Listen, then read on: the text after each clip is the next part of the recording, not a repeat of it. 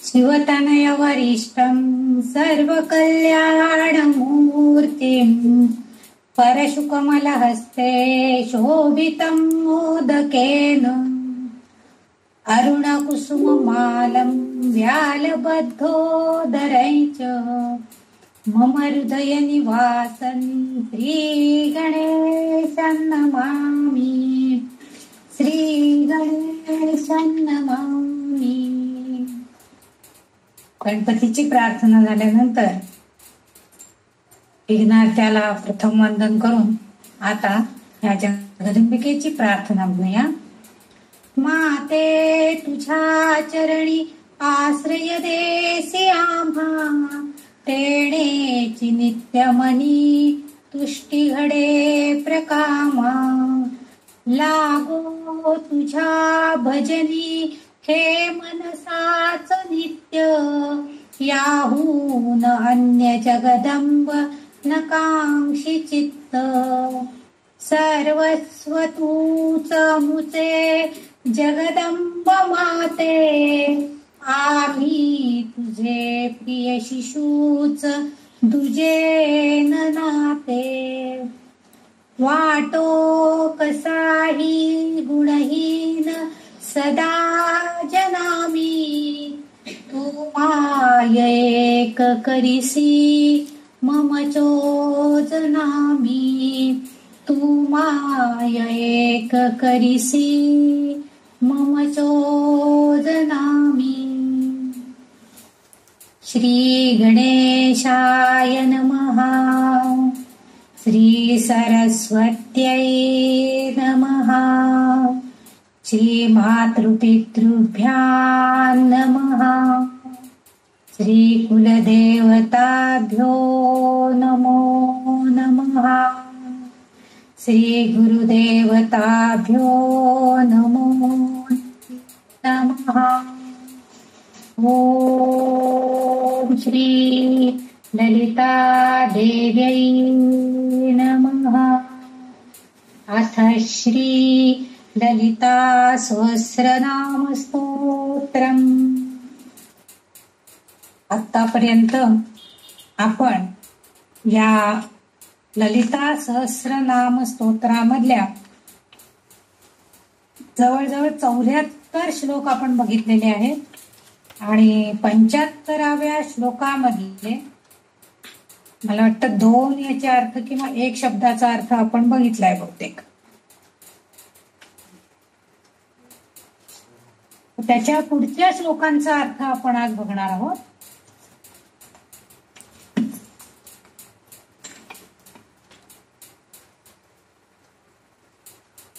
चौऱ्याहत्तराव्या श्लोक मध्ये आपण वरदा वामनयना वारुणी मदविभ्वला हे जो दुसरं चरण आहे त्या दुसऱ्या चरणामधला पहिलं वरदा हा एक शब्द फक्त बहुतेक आपण हे नाम एक बघितलेलं होतं आणि वामनयना ह्या नामाचा अर्थ आपण पुढच्या वेळेला बघूया असं सांगितलं होतं.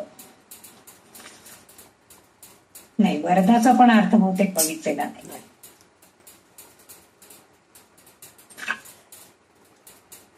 होतात 64 श्लोक 74वा श्लोक आपल्याला सुरूच करायचा आहे बहुतेक.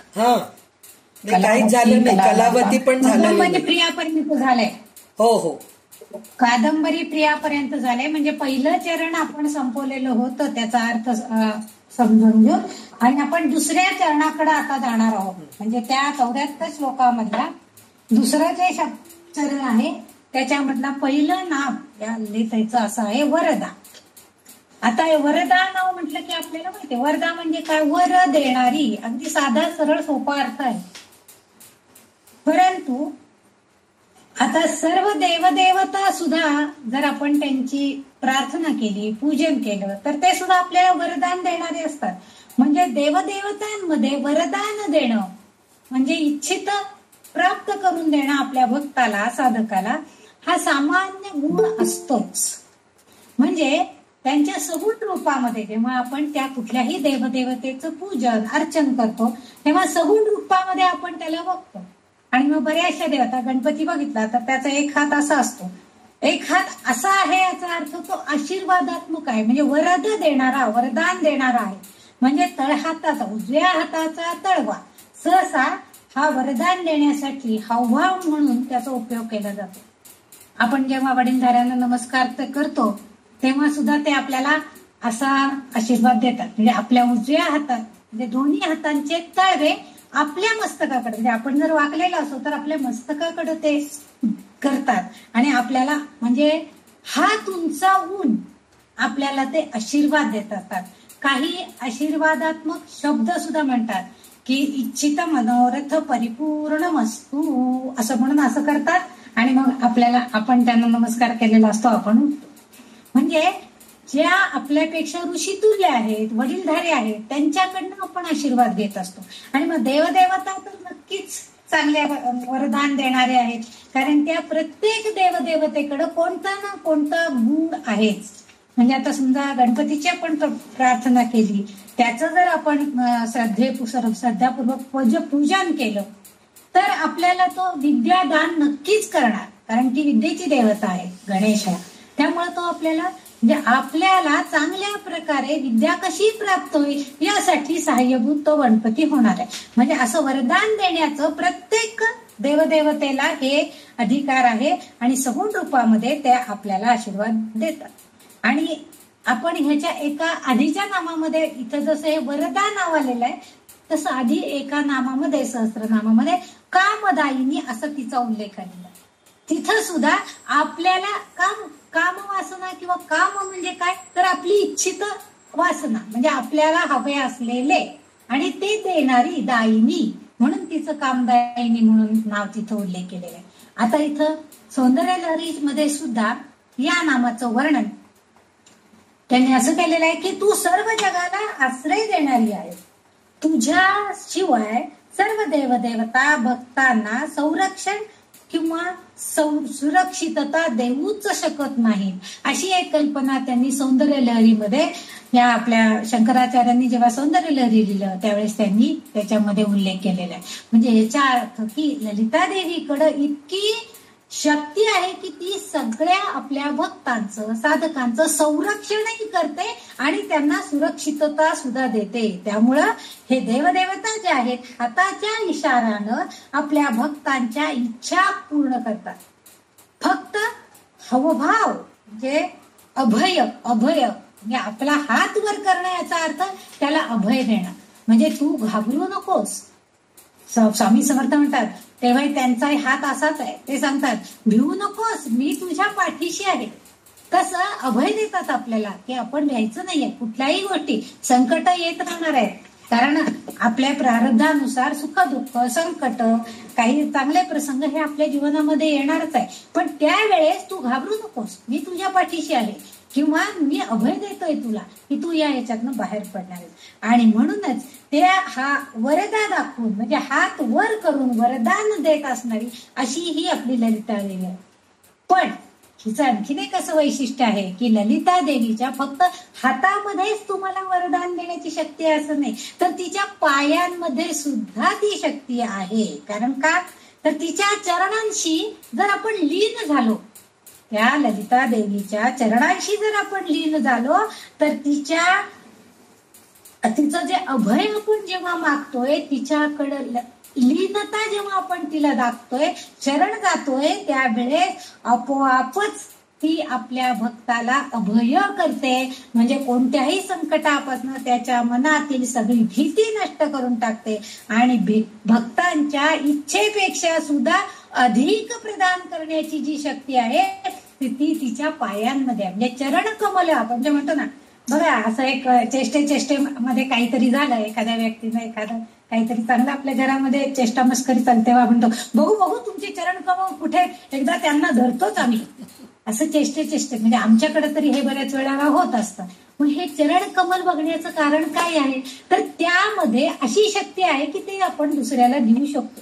प्रदान करण्याची, म्हणजे जे आहे ते सगळं प्रदान करण्याची शक्ती त्या पायांमध्ये. हाताने आपण नुसतं त्याला वरदान देऊ शकतो, पण पायांनी आपण त्याच्या सगळ्या इच्छा पूर्ण करण्याची शक्ती प्रदान करतो. आणि म्हणून चरणांशी लीन व्हायचंय. म्हणून आपण म्हणतो की नेहमी गुरूंच्या चरणांशी बसावं. म्हणून आपल्या महाभारतामध्ये आपण नेहमी बघतो की अर्जुन श्रीकृष्णाच्या पायाशी बसला, तर अर्जुन मात्र डोक्याला बसला. म्हटला की नाही म्हणजे जागा झाला की त्याला वाटलं आपण अगोदर बघू, पण तसं झालं नाही. उठल्याबरोबर त्याला अगोदर अर्जुन दिसला. म्हणजे इतकं पायांना काम होतं. म्हणून आपण सुद्धा चरण स्पर्श, नमस्कार करताना चरण स्पर्शाला तेवढ्यासाठी महत्व आहे, कारण भक्तांच्या इच्छेपेक्षा अधिक प्रदान करण्याची शक्ती या देवतेकडे आहे, म्हणून ती वरद आहे असं तिचं सहज वर्णन आपण करू शकतो. म्हणजे सहजतेनं वरदान देणारी ती वरदा देवी. नवरात्रामध्ये आपण बघतो की वरदा लक्ष्मी हे व्रत करतात. हे त्याच्यासाठीच सांगितलेलं आहे की कारण काय, तिची जर मनोभावे पूजन केलं तर ती निश्चितच आपल्याला इच्छित फळ देणारी आहे. आणि नवमी तिथी ही जी आहे, हे दर महिन्यामध्ये येणारे 2 वेळा येणारी नवमी तिथी असू दे, अगर नवरात्रातली नवमी तिथी असू दे, त्या दिवशी जर आपण एकाग्रतेनं ध्यान करून तिची पूजा अर्चा जर केली तर सर्व जगाला वरदान देणारी ही जी जगन्माता आहे, ही भक्ताला त्यापासून कसं बरं दूर ठेवणार आहे. म्हणजे नक्कीच दूर ठेवणार नाही, ती त्या भक्ताचं नक्कीच भले, नक्कीच कल्याण हे करणारच आहे. कारण का, तर ती वर देणारी आहे, भय न देता अभय देणारी आहे. म्हणूनच ती वरदा ह्या नावासाठी अगदी योग्य अर्थानं तिथं आहे. आणि म्हणून तिची वरदा या नावाची योजना, याचं संबोधन त्या वाग्देवींनी या ललिता सहस्त्रनामामध्ये केलेलं आपल्याला दिसतं. हे 331 नंबरचं नाव आपण तिचं हे बघितलेलं आहे. आता 332 नंबरचं जे नाम आहे ललिता सहस्त्रनामामध्ये, 332 नामामध्ये आपल्याला वामनयना असा एक त्यांनी संबोधन दिलेलं आहे. वाग्देवींनी तिची वामनयना आहे ती. आता वामनयना म्हणजे काय, आपल्याला डावा डोळा असं आपण म्हणतो. वाम म्हणजे शब्दशः याचा अर्थ सुंदर डोळे असा आहे खरं तर, पण वाम म्हणजे डावी बाजू. आपण म्हणतो वामांगी रखुमाई, हे पतीच्या म्हणजे कुठल्याही पतीच्या डाव्या बाजूला पत्नीनं नेहमी असावं असं सांगितलं जातं. नयन म्हणजे डोळे, आणि आणि आपण काय वेळेला डावा डोळा आपला लावतो म्हणजे सारखं ते स्फुल्लिंग म्हणजे असं स्फूर्ती पावत असतो, सारखा असा फडफड होत असतो. आपण म्हणतो काय बाबा आज काहीतरी डावा डोळा सारखा लवायला लागलाय, म्हणजे आपल्याला काहीतरी संकेत मिळत असतो असं आपल्याला वाटत असतं. म्हणजे इथं ललिता सहस्रनामामध्ये भक्तांच्या भक्तीचं जे फळ आहे त्याला अंतिम मुक्ती मिळवून देण्याकरता सहाय्यकारक होणारी अशी ही शक्ती आहे. आणि सर्व चांगल्या गोष्टींची एकाग्रता जी आहे ती म्हणजे वामभाग. सगळ्या चांगल्या गोष्टी ज्या आहेत त्या आपल्या डाव्या बाजूला एकत्रितपणे होत असतात असं म्हणतात. म्हणजे तिचं परब्रह्म सोय, तिचं ब्रह्म सोय, आणि ज्याच्या त्याच्या कर्माच्या हिशोबाने म्हणजे आपण प्रत्येक जण कुठले ना कुठले कार्य कृती सहजपणे काही केल्या जातात, काही आपण मुद्दाम करत असतो. आणि ह्या कृती जेव्हा आपल्याकडनं केल्या जातात त्या कर्माच्या हिशोबानुसार चांगल्या किंवा शुद्ध गोष्टींचा उगम जो आहे तो ब्रह्म सूचित करतो, म्हणजे चांगली गोष्ट सूचित करतो. त्याचं फळ अर्थातच आपल्याला सुद्धा चांगलं मिळतं. म्हणजे ही सगळी तिची कृपा आहे. तिच्या त्या चांगल्या गोष्टींना ते आधारभूत होतं. म्हणजे आपल्याकडे अशी म्हण आहे की डाव्या हातानं केलेलं काम उजव्या हाताला कळू नये, उजव्या हातानं केलेलं दान डाव्या हाताला सुद्धा कळू नये, अशी आपल्याकडे एक म्हण असते. म्हणजे काय, तर आपण जे करतो आहे ते सत्कर्म आहे, ते चांगलं आहे, तर आपल्या या दुसऱ्या गोष्टी म्हणजे ह्या शरीरामधल्या एक भाग आहेत, हे दोन्ही आहे उजवं डावं, परंतु तरी सुद्धा ह्या डोळ्याला सुद्धा ते, आणि निसर्गाने कशी रचना केलेली आहे बघा, ते दोन डोळे आहेत, पण डावा डोळा उजव्याला बघू शकत नाही आणि उजवा डोळा डाव्याला बघू शकत नाही. आरशामध्ये आपण बघतो पण प्रत्यक्षामध्ये आपण बघू शकतात का ते दोघं एकमेकाला नाही. म्हणजे भगवंताने सुद्धा निसर्गतः मनुष्य देहाची रचना सुद्धा अशी केली आहे, डावा डोळ्याला बघत नाही, डोळा उजवा डाव्याला बघू शकत नाही. हे जे आहे म्हणून त्यांनी सांगितले की वामनयना म्हणजे डावे बाजू, डाव्या डोळा, सुंदर डोळे असणारी जरी ती ललिता देवी आहे तरी सुद्धा तिच्या डाव्या बाजूमध्ये जास्तीत जास्त सगळं ब्रह्मस्वरूप भरलेलं आहे, परब्रह्म रूप भरलेलं आहे. आणि आपल्याला आपल्या कर्मानुसार त्याचा आधार मिळतो, चांगलं फळ आपल्याला मिळतं. आणखीन एक अशी गोष्ट आहे की पती आणि पत्नी, आपण म्हणतो ना की उजवाडावा असाही त्याचा अर्थ आहे. आपण म्हणतो ना की त्यांची काय बाबा डावी बाजू चांगली आहे म्हणजे काय, तर त्यांची सहाय्य करणारी त्यांची पत्नी ती चांगली काम करणारी आहे किंवा ती चांगली सबल आहे, त्यामुळे आपापच उजवा हात म्हणजे तो पती चांगलं कार्य करतो असंही काही वेळेला आपण म्हणत असतो. म्हणजे कोणताही अर्थ घेतला तरी कृती दोन्ही हाताने आपण करत असतो. देवीची प्रार्थना सुद्धा आपण दोन्ही हाताने करत असतो, नम्रपणे करत असतो, पण एका हाताने ते कार्य होऊ शकत नाही. आपण म्हणतो ना एका हाताने कुठं टाळी वाजती नाही वाजू शकत, पण ते दुसरा हात साह्याला घेतला तर त्याच टाळ्या वाजवून आपण तिचं भजन पूजन अर्चन काय आपण जे करू ते दोन्ही हाताने, आपण जे समर्पण करतो ते सुद्धा आपण दोन्ही हाताने करतो. आपण जेव्हा एखाद्या यज्ञ यागामध्ये हवीरभाव त्या ह्याच्यामध्ये यज्ञामध्ये अर्पण करत असतो त्यावेळेस ते सुद्धा आपण दोन्ही हातांनी अर्पण करतो.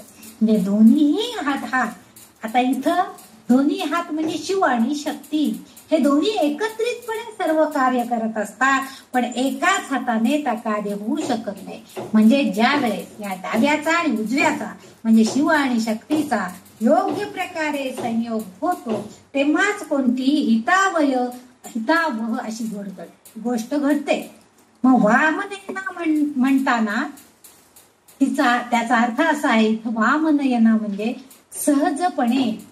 सहजपणे ती त्या भक्ताच्या योग्यतेनुसार आपल्या डोळ्यातून सुंदर असा कटाक्ष त्या भक्तावरती टाकते आणि त्याला उपकृत करते, म्हणून तिला वामनयना असं संबोधलं गेलंय. कारण नयन म्हणजे डोळा हे आपल्याला माहिती आहे. सर्व प्राणी मात्रांना आता इथं ती सर्वांची सर्वव्यापी जगन्माता अशा संबोधनामध्ये आहे, त्यामुळं सर्व प्राणी मात्राला ती आपल्या सुंदर नेत्रांच्या शीतल छायेखाली मायेची पाखर घालते. आपल्याला बघा आपल्याकडे जर कोणी असं घरामध्ये असेल एखाद्यांच्या डोळ्यामध्येच इतकी माया ममता असते की आपण अगदी त्यांच्याशी काहीतरी आपलं मनातलं सगळं बोलून टाकतो, सगळं सांगून टाकतो. म्हणजे ह्या मायेची पाखर घालणारी अशी ही देवता आहे. इतकं त्यांच्या डोळ्यातनं सुद्धा वात्सल्य ममता बरसत असते. म्हणजे आपल्याला तिथं अगदी सुरक्षित वाटतं की किती माया आहे, त्यांच्या जवळ बसलं की बरं वाटतं. ही ललिता देवी जी आहे ही आपल्या भक्तांना सहजपणे आता आपण म्हणतो ना हा माझ्या डाव्या हाताचा मळ आहे, कुठलंही काम करताना सांगतात बघा, म्हणजे मी सहजपणे करतोय, त्याला जास्त मला त्रास घ्यावा लागणार नाही, डाव्या हाताचा मळ आहे माझा, मी हे आता हा म्हणता करून टाकतो. असं पण बऱ्याच वेळेला आपण आपल्या संभाषणामध्ये बोलणं करत असतो. हेच म्हणजे इथं त्यांना हेच सुचवायचं आहे की ही ललिता माता जो आहे हिचा डावा डोळा सुद्धा म्हणजे वामनयन म्हणजे जिचे डोळे सुंदर आहेत अशी ही आपल्या नेत्र कटाक्षानं आपल्या भक्तांवरती शीतल छायेची पाखर घालते आहे, मायेची पाखर घालते आहे आणि आपल्या भक्तांना अतिशय सुरक्षित करण्याचा प्रयत्न करते आहे. असा या वाग्देवींना अर्थाभिप्रेत असावा असा म्हणून त्यांनी हा उल्लेख इथं केलेला आहे की ती वामनयन आहे. आणि वामंगी रखुमाई असं आपण नेहमी म्हणतो की देवी म्हणजे कुठल्याही समारंभामध्ये पत्नीच्या डाव्या बाजूला ही नेहमी पत्नी बसलेली असते, पतीच्या डाव्या बाजूला पत्नी असते. म्हणजे जेव्हा आपण काही कोणाला काही देणं घेणं करणार असतो किंवा कुठल्याही चांगल्या कार्यासाठी जेव्हा दाम्पत्य पूजन वगैरे असतं तर त्यावेळेस नेहमी पती उजव्या बाजूला आणि पत्नी डाव्या बाजूला आपण बसवत असतो. म्हणजे तिचं म्हणजे पतीचं म्हणजे शिवाची जशी पार्वती तशी ही पार्वती म्हणजेच ही शक्ती देवी ही आमची ललितांबिका आहे, त्यामुळे तिला वामनयना. इथं वाम म्हणजे ही ललिता आणि तिचे डोळे म्हणजे सुंदर असे डोळे आणि तिचा कटाक्ष भक्तांवरती आहे हाच अर्थ फक्त इथं अभिप्रेत असावा या वाग्देवींनी असं आपल्याला सांगितलंय. तर पुढचं जे नाम त्यांनी वाग्देवींनी इथं उल्लेख केलेला आहे वारुणी मदविह्वला असं नाव आहे.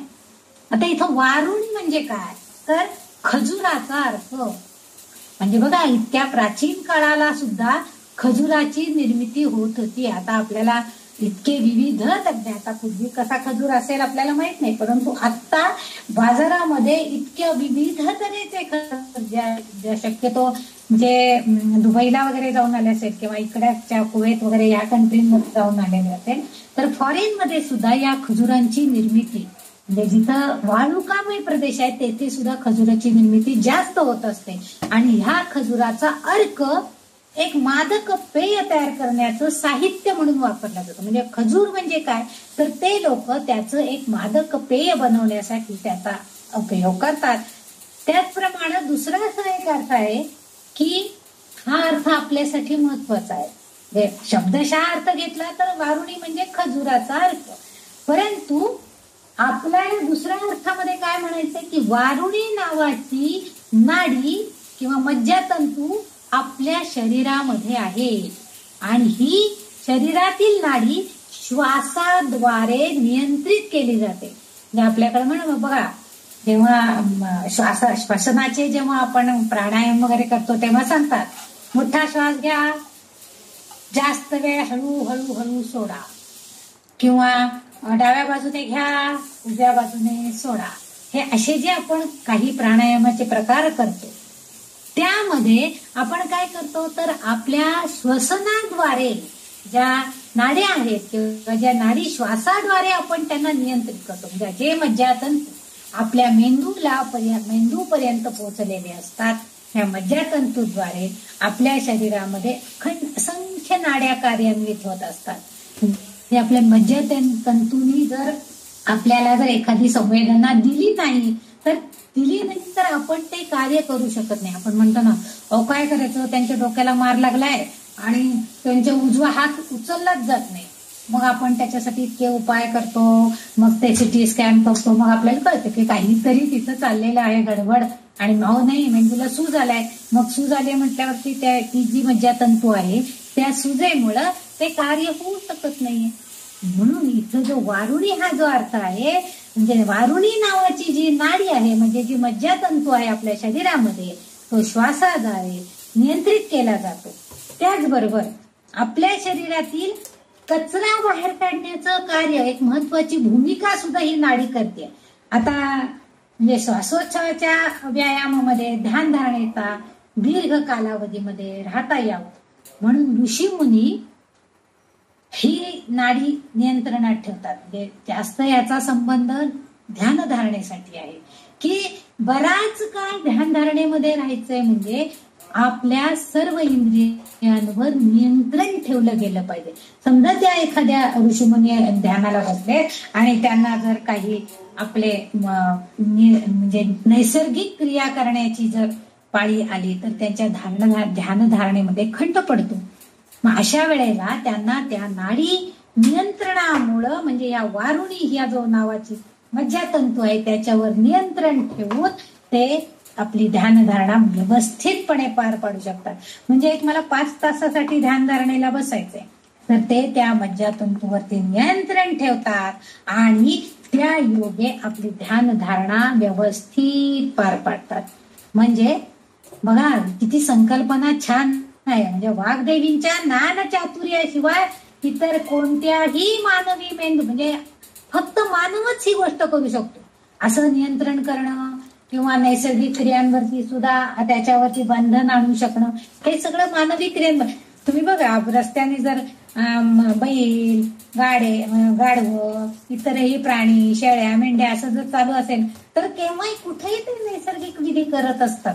कुठेही चाललेले असले तरी सुद्धा त्यांना त्याच्यावरती नियंत्रण करणं शक्य नसतं. पण मानव हा असा एकमेव प्राणी आहे की जो कारण त्याला मानवी मेंदूमध्ये अशी भगवंताने रचना केलेली आहे, अशी गुंतागुंतीची रचना केलेली आहे तरी सुद्धा त्याचं ज्ञान त्याला आहे आणि ह्याची जाणीव आपल्या वाग्देवींना आहे. आणि म्हणून वाग्देवींनी मुद्दाम हा उल्लेखित केलेला आहे की मानवी मेंदूमध्ये असणारी ही जी यंत्रणा आहे नियंत्रणाची सगळ्या आपल्या वासनांवरती म्हणजे आपल्या ज्या नैसर्गिक क्रिया आहेत त्याच्यावरती जे काही जण बघा आपल्याला म्हणजे सांगतात की आता जे तुम्ही वाचायला बसलात ना याच्यात तुम्हाला खोकला यायला नको, शिंक यायला नको किंवा इतर कोणत्याही नैसर्गिक क्रिया तुम्हाला आता यायला नको आहे. विशेषतः सप्तशती पाठामध्ये वगैरे त्यांनी मुद्दाम उल्लेख केलेला आहे की असं काहीही होता उपयोगी नाही. म्हणजे तुम्ही जे करणार आहात त्याच्यामध्ये तुम्ही एकचित्त एकाग्रतेनं व्हायला हवं. नाहीतर आजकाल आपल्याला लगेच नियंत्रण नसतं, मग आपण मध्येच एकदा जाऊन येतो, नाही भाई मला डायबिटीस आहे, शक्यच नाही कंट्रोल वगैरे, अशा या गोष्टी आहेत. परंतु ही वारुणी नावाची जी ही मज्जा तंतू आहे, शरीरातील ही जी नाडी आहे, ही आपण आपल्या श्वासाद्वारे नियंत्रित करू शकतो. आणि वाग्देवींनी हीच संकल्पना त्यांच्या ज्ञान चातुर्यानं आपल्याला इथं सांगण्याचा प्रयत्न केलेला आहे. कारण मानवी मेंदू एवढा गुंतागुंतीचा आहे की पण तरी सुद्धा त्यातला हा अर्थ सांगण्याचा त्यांनी प्रयत्न केला नसता तर या नाडी नियंत्रणाने आपल्याला, आणि हे जर आपण केलं, हे जर नियंत्रण करण्याचा प्रयत्न केला तर आपल्याला शरीरामध्ये आपण कितीही जरी व्यायाम केला, कितीही शारीरिक कष्ट केले तरी सुद्धा आपल्याला थकवा येत नाही. आपल्याला योगनिद्रा म्हणून एक सांगतात की ज्यामुळं आपल्या शरीरावरती संपूर्णपणे आपण नियंत्रण ठेवतो. अगदी 5 ते 10 मिनिटं जरी आपल्याला इतकी शांत जर झोप, सगळ्या नाड्यांवरती आपण कंट्रोल करून जर आपल्याला निद्रा आली, झोप आली, तर त्या 10 मिनिटाच्या विश्रांतीनंतर आपण पूर्णपणे ताजेतवाने होतो. किती सुंदर हे कल्पना वाग्देवींनी या शब्दामध्ये केलेली, म्हणजे त्या शरीराचा थकवा संपूर्णपणे निघून जातो. आता इथं हा जसा एक अर्थ अभिप्रेत झालाय, तसं पहिल्यांदा आपण जो खजुराचा अर्क म्हटलं तर त्याचाही अर्थ जर आपण विचारात घेतला तर असाही अर्थ होतो की मद्यपान केलं की वारुणा, म्हणजे त्या मद्याचं नाव त्यांनी वारुणी मद्य, असं मादक पेय, त्याचं वारुणी असं नाव ठेवलेलं आहे. तर त्या मद्याच्या सेवनानं काय होतं की आजूबाजूच्या जगाचा आपल्याला पूर्णपणे विसर पडतो. म्हणजे आजकाल जे आपण विशेषतः तरुण पिढीमध्ये आपण जे म्हणतो की त्यांनी काही प्रमाणामध्ये इतर गोष्टींचं प्राशन करतात आणि गुंगीमध्ये राहतात, त्यावेळेस त्यांना संपूर्ण जगाचा विसरच पडलेला असतो. पण हे जर मादक पेय आपण पिलं तर आपण बाकी सगळ्या क्रिया शुद्धीत करत असतो आणि त्यावेळेला आपल्या अंतर्मनावर आपल्याला लक्ष केंद्रित करता येतं. म्हणजे आपलं बाह्य दृष्टीनं बऱ्याच घटना घडत असतात, बऱ्याच गोष्टी घडत असतात, पण त्याच्याशी आपल्याला काहीही सोय सुटत नसते. कडाक्याची थंडी असती, बर्फ पडत असतो बाहेर, पण आपण जर ती नशा केलेली असेल तर आपल्याला त्या थंडीचा थोडाही परिणाम होत नाही. कारण काय होतं तर आपल्याला त्या नशेमुळं आपल्या अंतर्मनावर आपलं लक्ष केंद्रित करता येतं. कारण आपण नेहमी म्हणतो की नशेत जर माणूस असला तर तो कधी खोटं बोलत नाही, तो नेहमी खरं बोलतो. म्हणून आपल्याकडे हिप्नॉटिझम करून त्याच्याकडनं सगळं खरं काढून घेतलं जातं. त्याला एक प्रकारची संमोहन विद्या, आपण जे संमोहनाची शक्ती त्याला देतो आपण, त्या संमोहन शक्तीचा परिणाम होऊन तो खरं बोलतो. तसं नशेत असणारा माणूस सुद्धा अगदी खरं बोलतो, तो कधी खोटं बोलत नाही, खोटं वक्तव्य करत नाही. कारण त्या वेळेला त्याला बाह्य जगाचा विसर पडलेला असतो आणि त्यामुळं त्याचं भान हरतं. वारुणी मद्याचं सेवन केलं की त्याचं भान हरपतं आणि आपोआप त्याच्या सगळ्या क्रिया या मद विव्हला असं म्हटलंय. मद म्हणजे हे अर्क, हे पेय, आणि विव्हला, आता विव्हल म्हणजे व्याकुळ होतं. त्याचं मन जे आहे, तो मनाचा आवेग जो आहे त्याला तो म्हणजे ठाव ठिकाणाच नसतो, त्याचं चित्त ठिकाणावर नसतं, त्याचा आवेग त्याला सहन होत नाही, तो व्याकुळ होतो आणि त्यामुळं खरं काय आहे मनामध्ये तो आपोआप सांगून टाकतो. कारण म्हणजे शुद्ध नसले, चित्त ठिकाणावरच ते राहू देत, त्यामुळे घाबरणं, अशांत होणं, ह्या गोष्टी त्याच्या मनाला येतात. कारण ते मदप्राशन केल्यामुळे मनातल्या भावभावना आपोआप उचंबळून येतात.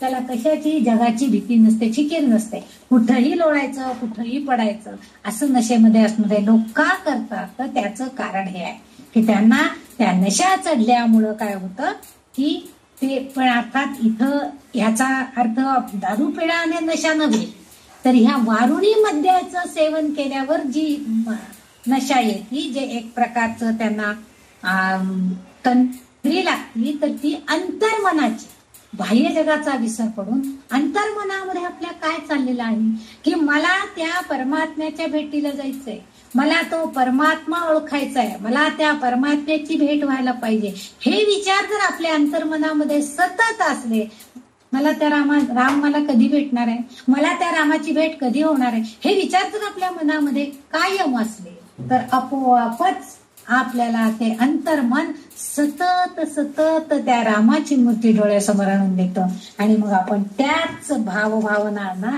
आपल्या मनामध्ये उचंबळून येतात आणि मग मन त्या भावनेनं भारून जातं आणि ही जी अवस्था होते, हे जे आपलं मन आहे हे अधीर मन होतं आणि म्हणून इथं वारुणी मद विव्हला, विव्हल होणं, अधीर होणं, व्याकुळ होणं, म्हणजे त्या परमात्म्याच्या प्राप्तीसाठी माझं मन व्याकुळ झालेलं आहे.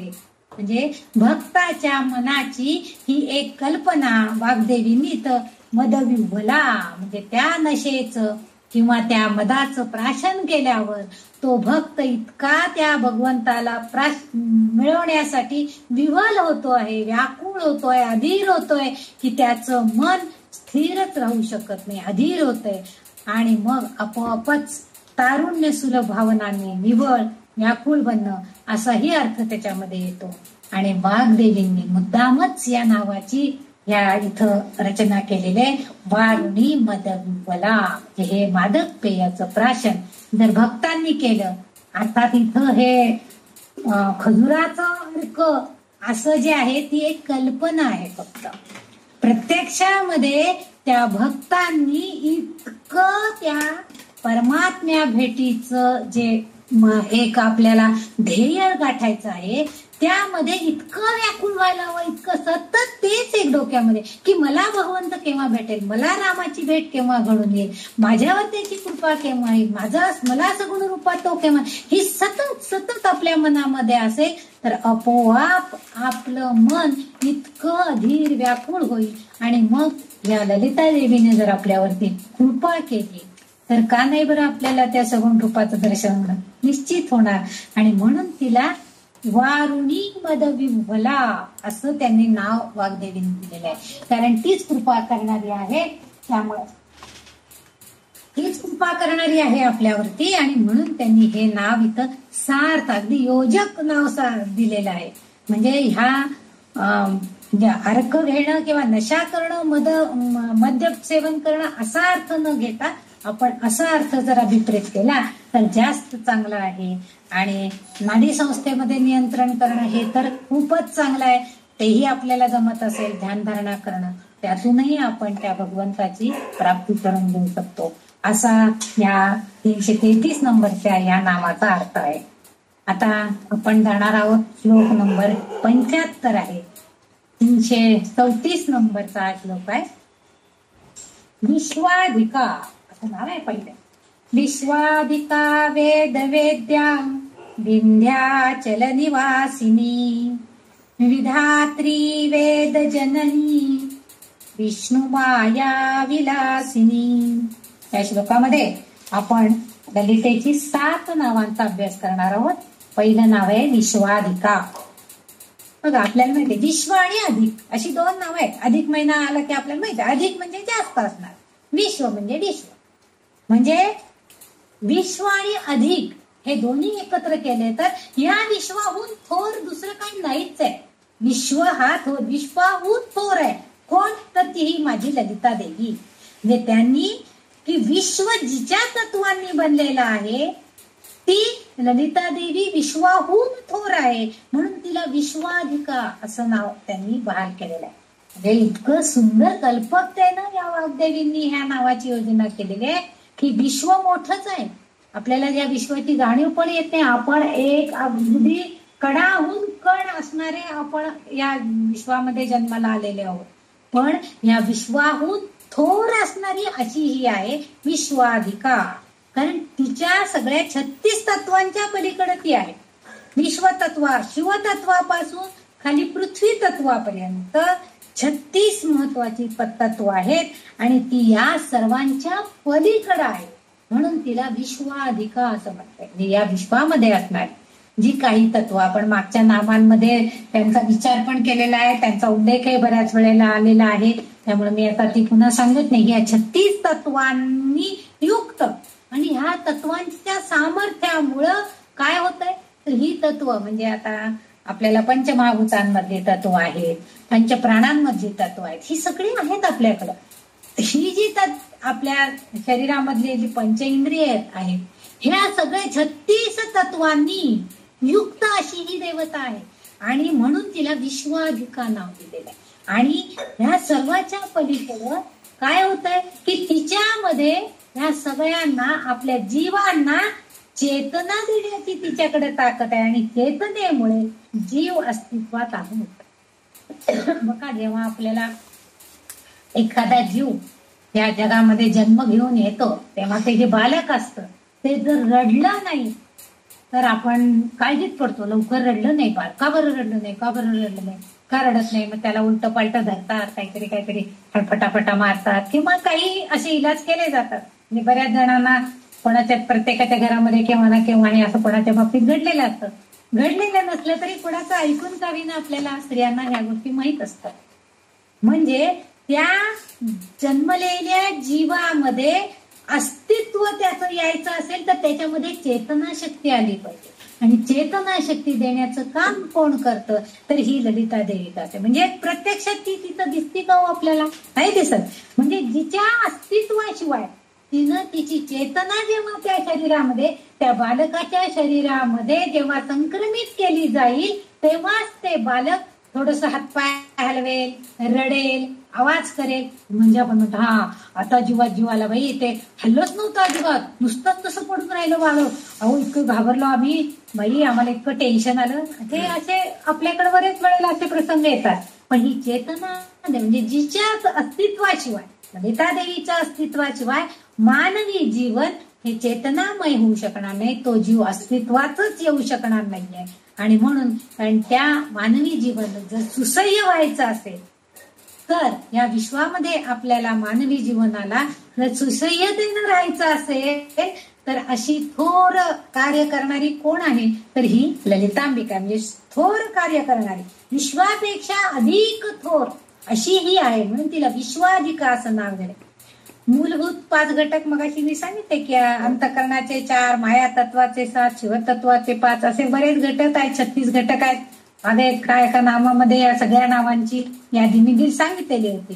36 तत्वांपलीकडची अशी ही ललितांबिका त्या तत्वांनी ती बनलेली आहे. म्हणजे त्याच्यापेक्षा अधिक असं, अधिक म्हणजे जास्त, म्हणजे तिच्याकडं आणखीन म्हणजे शिव आणि शक्ती जेव्हा एकत्र येतील त्यावेळेस त्यांच्यामध्ये शिवाकडे असणारी काही तत्व आणि हिच्याकडे असणारी चेतनाशक्ती, या दोघांचं जेव्हा एकत्रीकरण होईल त्याच वेळेस हे सगळं अस्तित्वात येऊ शकतं. ही जीवसृष्टी चांगल्या प्रकारे ह्या विश्वामध्ये सुसह्यपणे राहू शकते. आणि हेच म्हणून तिचं इथं विश्वाधिका अशा नावाची योजना, अशा नावाचं संबोधन वापरलेलं आपल्याला दिसून येते. त्याच्या पुढचं जे नाव आहे वेद वेद्या, 335 नंबरचं नाव आहे. भगवद्गीतेमध्ये आपल्याला श्रीकृष्ण भगवंत पण सांगतायत ही सर्व वेदांनी माझी ओळख केली जाणार आहे, कारण तो सर्व वेदांचा जाणता आहे. म्हणजे श्रीकृष्ण सगळे वेदांना जाणत होते आणि सर्व वेदांनी माझी ओळख केली जाणार आहे. म्हणजे ह्या श्री भगवंत आपल्याला सांगतायत की सगळ्या प्रत्येक वेदाचा अभ्यास करताना त्या वेदांद्वारे त्यांची भगवंत कसा आहे याची ओळख हे वेद आपल्याला करून देणार आहे. आणि कारण का, तर वेद हे ज्ञानानेच आपल्याला जाणतायत. म्हणजे ज्ञान जर आपल्याला प्राप्त झालं, ज्ञान प्राप्त असल्याशिवाय आपल्याला हे वेद कसे आहेत हे समजणार नाहीये. आणि ज्ञान आपल्याला असेल तर आपल्याला आत्मसाक्षात्कार होतो. आत्मसाक्षात्कार झाला तर वेद कसे आहेत हे आपल्याला थोडंफार माहिती होऊ शकतं. कारण वेद म्हणजे परम वास्तव आहे. म्हणजे हा परमात्मा ज्या ठिकाणी आहे ते परम वास्तव म्हणजे हे वेद आहे. म्हणजे ज्या ठिकाणी हा परमात्मा आहे त्याचं स्वरूप कसं आहे, त्याचं कार्य कसं आहे, तो भक्तांवरती कृपा कसा करणार आहे, त्याच्यामध्ये काय आहे हे सगळं आपल्याला जाणून घ्यायचं असेल तर आपल्याला ह्या वेदांचा अभ्यास हा करावा लागणार आहे. सृष्टी निर्मितीमध्ये ब्रह्म हे वेदांचे अवतार मानले जात आहेत आणि ब्रह्म हे त्या ज्ञानाचे सार आहे. आणि इथं आणखीन वेद वेद्य असा एक शब्द आहे. वेद म्हटलं तर आपल्याला कळलं की ज्ञानाशिवाय वेद आपल्याला जाणता येणार नाही. आपल्याला म्हणून बरेच जण म्हणतात की भगवंतांनी लिहिलेली महाभारत मोठं महाकाव्य लिहिलं, आणखीन काही उपनिषद लिहिली गेली असतील आणि काय, पण एक भगवद्गीता हा एक मोठा वेदच आहे, वेद ग्रंथ आहे असं उपमा दिली जाते. कारण त्याच्यामध्ये आपल्याला संपूर्ण जीवनाचं सार रहस्य सगळं सांगून टाकलेलं आहे भगवंत. म्हणजे त्याचा जरी अभ्यास केला तरी संपूर्ण वेदांचा अभ्यास केल्यासारखा आहे असंही बऱ्याच वेळा उल्लेख. म्हणजे का बरं? कारण जे वेदामध्ये आहे ते भगवद्गीतेमध्ये आहे सगळं, फक्त आपण ते जाणून घेतलं पाहिजे. त्याचं परम वास्तव काय आहे त्या भगवद्गीतेमध्ये याचं ज्ञान आपण करून घेतलं पाहिजे. आणि म्हणून आपल्याला त्या वेदांचा अभ्यास केला पाहिजे. आता वेद आणि वेदांत हे दोन वेगवेगळे शब्द आहेत. वेद म्हणजे आता आपण बघितलं की ज्याच्यामध्ये सगळं आहे ते वेद. आता वेदांत, वेदांत म्हणजे काय? वेद म्हणजे परमवास्तव आणि वेदांत मध्ये उपनिषदांच्या शिकवणुकीचा संदर्भ म्हणजे आपल्या ज्ञानाला चालना देणे. म्हणजे त्या उपनिषदांमध्ये जे आहे ते जर आपल्याला प्राप्त करून, म्हणजे आता समजा बरीच उपनिषद आहेत, कंठोपनिषद म्हणतात, वाघ उपनिषद म्हणतात, बऱ्याच नावं आहेत त्याची, वेगळी नावं आपल्याला बऱ्याच वेळेला उल्लेख पण झालेला असतं. ह्या उपनिषदांचा अभ्यास करायचा झाला तर आपल्याला थोडंसं ज्ञान पाहिजे, आपल्याला त्याची माहिती व्हायला पाहिजे. आणि त्या ज्ञानाला चालना देण्याचं काम जे आहे ती ही आमची ललिता माता करते. आपल्याला ज्ञान प्रस्तुत करायचं असेल किंवा आपल्याला त्या उपनिषद जाणून घ्यायची असेल, आपल्याला वाचायलाच आलं नाही संस्कृत, तर आपण काय डोंगलई उपनिषद वाचणार आहे सांगा बरं? आपल्याला संस्कृतचा गंधच नाहीये, आपल्याला काही वाचायला येणार नाही. मग काय काय होतंय? आपण काय विचार करतो, ज्याचं मराठीत भाषांतर आहे ना असं काहीतरी आपण वाचूया म्हणजे आपल्याला कळेल. मग ही जी चालना आहे याला म्हणायचं वेदांत. म्हणजे ही चालना देणारी कोण आहे? अर्थात आपली ललितांबिका. आणि म्हणून आपल्याला जर ललिता देवीला, आता इथं हे वेद आणि वेदांत बद्दल आपण बघितलं, आता हिला जर जाणून घ्यायचं असेल तर काय करायला पाहिजे? आपण वेदांचा आधार घेतला पाहिजे. कारण तिच्यामध्ये सुद्धा वेद, ही ललिता देवी सुद्धा स्वतः वेद आहे. आणि वेद वेद्या म्हटलेला आहे म्हणजे ती सगळ्या विद्या, पण वेद वेद्या, वेद विद्या असाही अर्थ इथं आहे. आणि विद्या म्हणजे काय? तर आपण ज्ञान प्राप्ती, विद्यादान, विद्याप्राप्ती म्हणजे काय? ज्ञान प्राप्ती करून घेणं, ज्ञानदान करणं. हे आपल्याला कोण देते? तर ही ललिता देवी. आपल्या बघा, आपल्यासारख्या सामान्य गृहिणी, आपण सामान्य भक्त, सामान्य साधू की ज्यांना विशेष काही, आपल्याला कुठल्या उपनिषदातलं कुठल्या वेदातलं सार बीर आता आम्ही बघायला लागलो, हे काहीतरी वाचायला लागलो, काहीतरी शिकायला लागलो. पण आपल्यासारख्यांना केवळ हिच्या कृपादृष्टीमुळं आता काय आहे बरं? ह्या ललिता सहस्रनामामध्ये काय आहे? सौंदर्य लहरीमध्ये काय आहे बरं? भगवंतांनी जे धर्मग्रंथ लिहिले भगवद्गीतेमध्ये काय आहे बरं? ह्याची ज्ञान करून घेण्याची जाणीव झाली, ही जी चालना मिळाली, ही जी चेतना मिळाली, हा जो संदर्भ आहे हा म्हणजे हा ललिता देवीचा कृपा आहे. आणि मग म्हणजेच आपण काय करायला पाहिजे? आपण तिची सेवा करायला पाहिजे, तिची भक्ती करायला पाहिजे, तिची प्रार्थना करायला पाहिजे. मग त्याच्या आधारे आपण तिला जाणून घेऊ शकतो. म्हणजे भगवंतांनी जसं सांगितलं की मीच वेद आहे आणि माझी ओळख सुद्धा वेदांनीच होणार आहे तुम्हाला, तसं या ललितेची ओळख सुद्धा आपल्याला वेदांच्या अभ्यासाद्वारे होणार आहे. आणि तो अभ्यास आपण तिच्याच प्रेरणेनं आपण तो अभ्यास करणार आहोत आणि त्या अभ्यासाद्वारे आपल्याला ते ज्ञान प्राप्त होणार आहे. हे झाला साधारण अर्थ त्याचा. आता तिच्या पूजनामध्ये जर आपण श्रीचक्र पाहिलं, हे एक असा एक अर्थ आहे की वेद वेद्या म्हणजे विद्या देणारी आहे आणि ती सर्व वेद जाणणारी, जसं भगवंतांनी तसंच ललिता देवी आहे, कारण ती ब्रह्मस्वरूपिणी आहे. हे मागच्या एका नामामध्ये आपण बघितलंय. तसं इथं तिचं पूजन करताना आपण श्रीचक्र किंवा श्रीयंत्र याचा वापर करतो. त्याला ते जर आपण पाहिलं तर त्याला 4 दरवाजे आहेत आणि प्रत्येक द्वार म्हणजे एक एक वेद आहे. म्हणजे सामवेद, अथर्ववेद, ऋग्वेद, यजुर्वेद हे चारही वेद म्हणजे श्रीयंत्रातील 4 द्वार आहेत.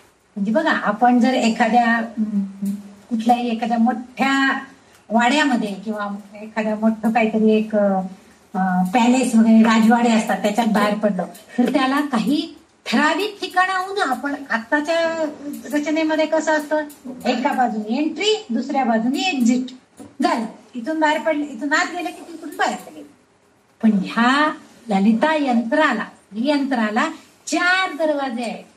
म्हणजे आपण जेव्हा त्या श्रीयंत्राचा पूजन करणार असतो किंवा त्या श्रीयंत्रामध्ये प्रवेश करू तर प्रवेशद्वारातून आत गेलं म्हणजे प्रत्येक एक द्वार ओलांडून आपण बाहेर आलो तर एका द्वारातून आपण आलो तर आपल्याला सामवेदाची ओळख होईल, दुसऱ्या दारातून आलो कदाचित यजुर्वेदाची ओळख होईल, तिसऱ्या दारातून आलं तर कदाचित ऋग्वेदाची ओळख. म्हणजे प्रत्येक द्वार हे वेगवेगळ्या पद्धतीनं वेगवेगळ्या विचारांनी युक्त असलेल्या.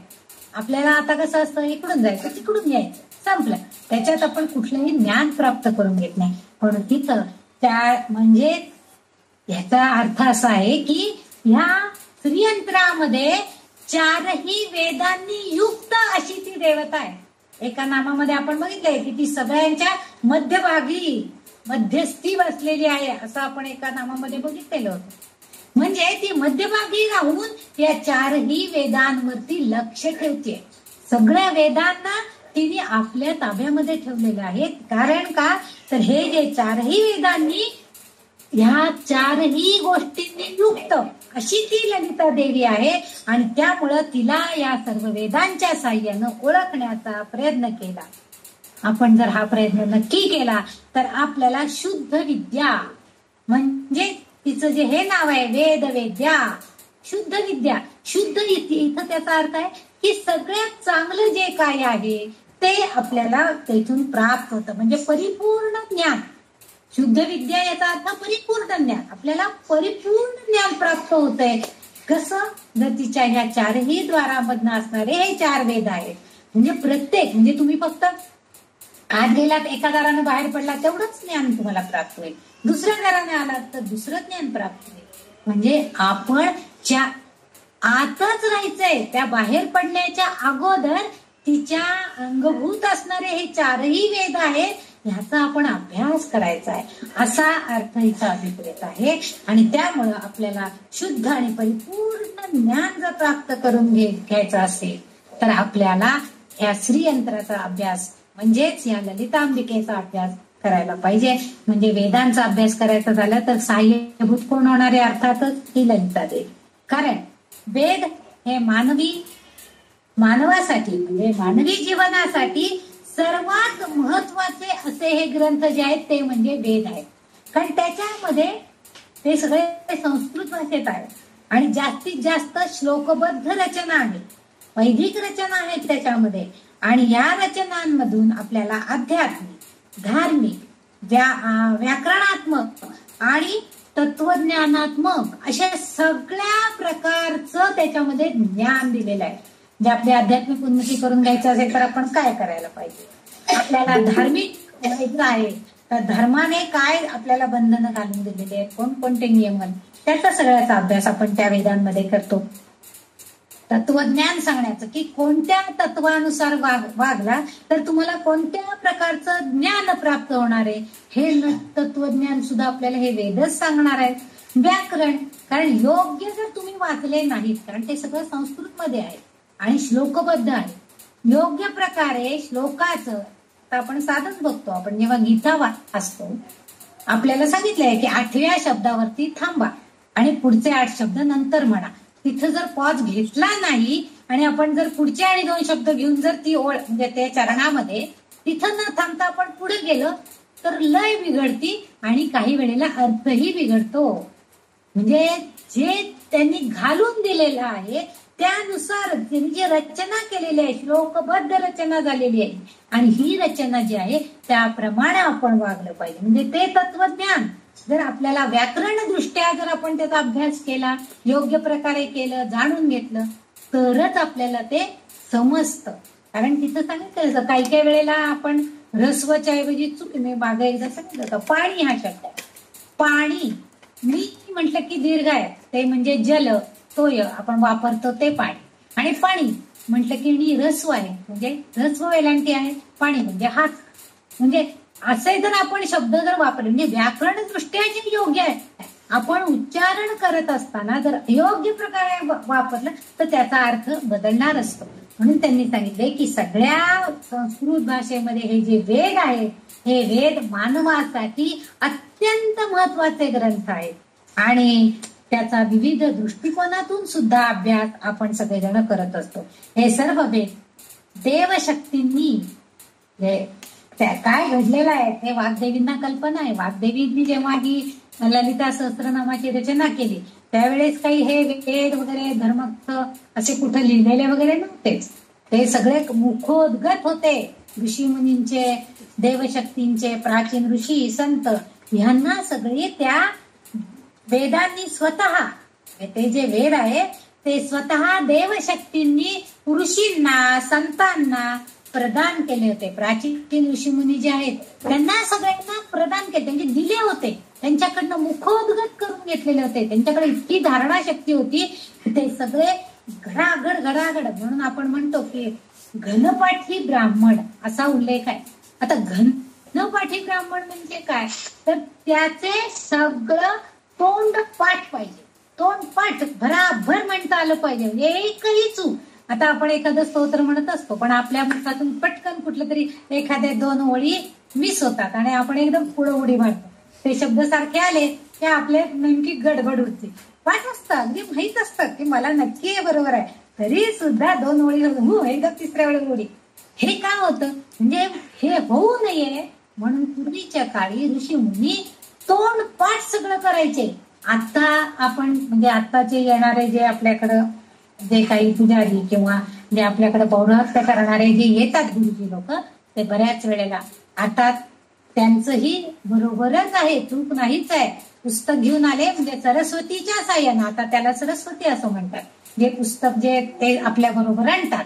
समजा एखादा याग करायचा आहे, एखादी पूजा करायची आहे, तर आपल्या बरोबर एक ते पुस्तक घेऊन येतात. त्या पुस्तकामध्ये असेल त्यानुसार ते आपल्याला पूजन अर्चन करायला सांगतात.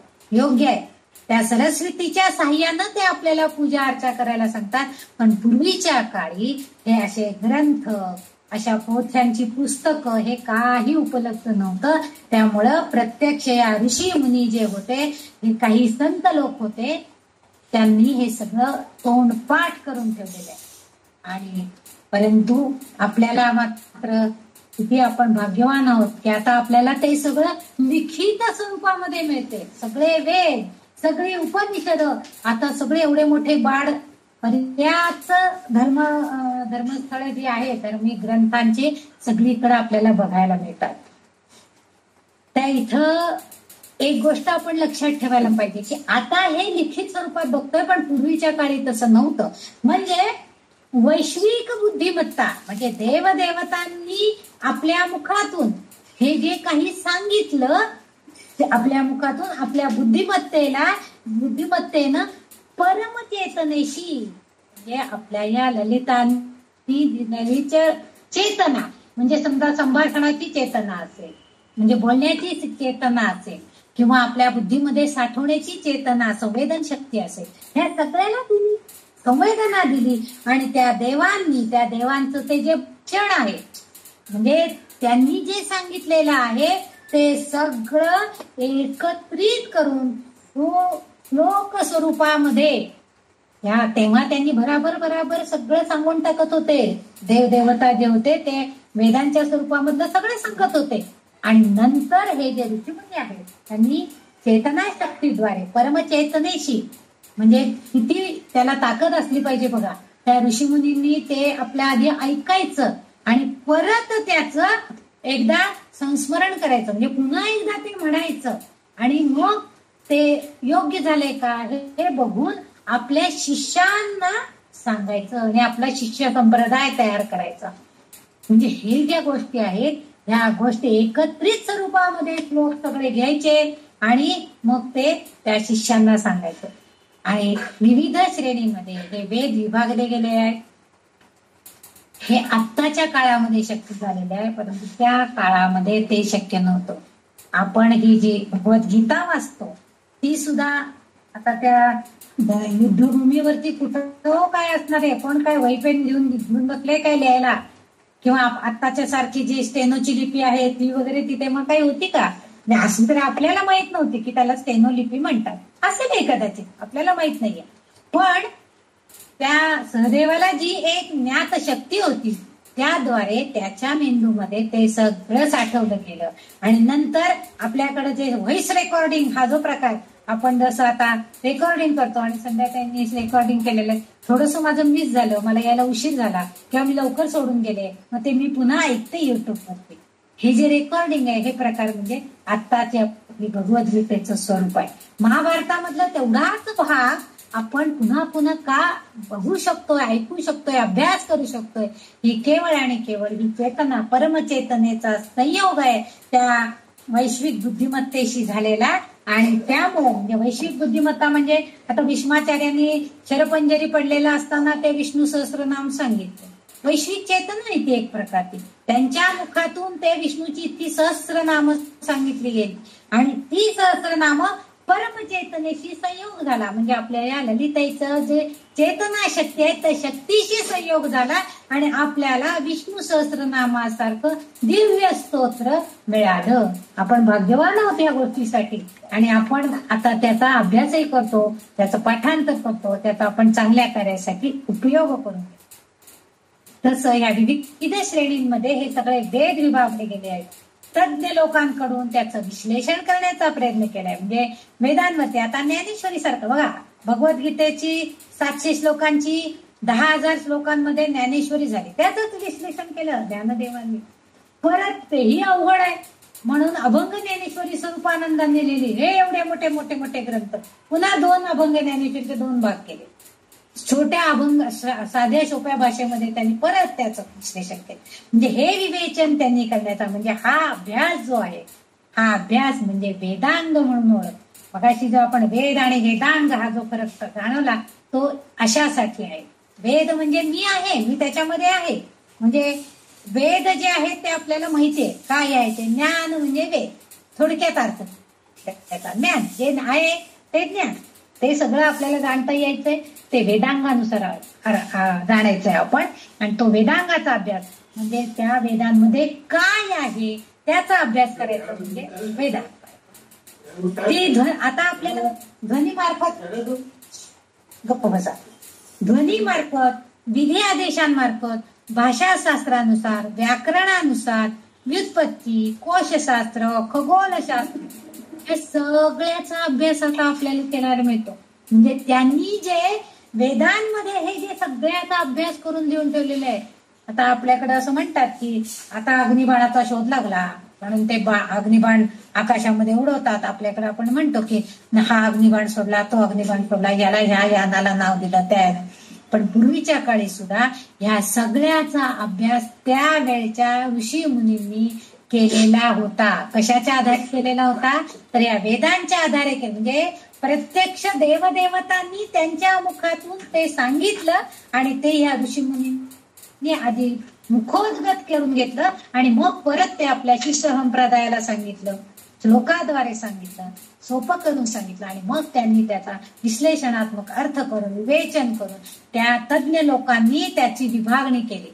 मग आता आपण जो खगोलशास्त्राचा अभ्यास, विधी आदेशांचा म्हणजे ह्याचे नियम जे असतात वकिलांचे, त्या सगळ्या नियमांचा, विधी नियमांचा अभ्यास, हे सगळं जे आहे किंवा व्याकरणाची उत्पत्ती कशी केली गेली त्याचा सगळ्याचा अभ्यास, नंतर अर्थशास्त्राचा अभ्यास, हे सगळं जे आहे हे आपल्याला आताच्या काळामध्ये आपल्याला ध्वनिफितीतर्फे म्हणजे आपलं जे रेकॉर्डिंग म्हणतो त्यातर्फे आपण करू शकतो. म्हणजे हा एकत्रित अभ्यास करणं वेदांचा म्हणजे वेदांग होय. सोप्या शब्दात आणखीन एकदा सांगायचं तर वेद म्हणजे ईश्वराची जाणीव करून देणं म्हणजेच ब्रह्म साक्षात्कार करणं म्हणजे वेद. आणि वेद्य, वेद्य म्हणजे आता वेदांत, वेद्य तर वेदांत काय आहे तर विविध स्वरूपातील वेदांचं ज्ञान आणि त्यांच्या पुरातन स्वरूपात ते समजून घेणं म्हणजे वेद्या, म्हणजे वेदांत. हे त्याच्या आतमध्ये काय आहे वेदांमध्ये त्याचा अंतही लागत नाहीये. अशा त्या वेदांच्या ज्ञानाचा आपण अभ्यास करणं म्हणजे वेदविद्या, वेदवेद्या असा त्यांनी उल्लेख केलेला आहे. पण त्या वेदांमध्ये असणारं ज्ञान आपण मिळवणं म्हणजे हे वेदविद्या, हे तिचं जे नाव आहे. आणि हे सगळं तिच्या संकल्पनेतून, तिच्या प्रेरणेनं, तिच्या चेतनेनं आपण फक्त प्राप्त करू शकतो. म्हणून तिचं हे नाव आपल्याला इथं अगदी सार्थ स्वरूपामध्ये आहे असं आपण म्हणू शकतो. तिचं नाव आहे वेदविद्या. सुंदर नाव आहे. वाग्देवींनी किती कल्पनेनं विचार केलाय बघा. म्हणजे त्यांनी एवढं सगळं, म्हणजे त्या सुद्धा किती अगदी ज्ञानी असणार आहेत. अर्थातच वाग्देवता ज्ञानीच होत्या. आणि 8 ललिता सहस्रनाम लिहिलंय.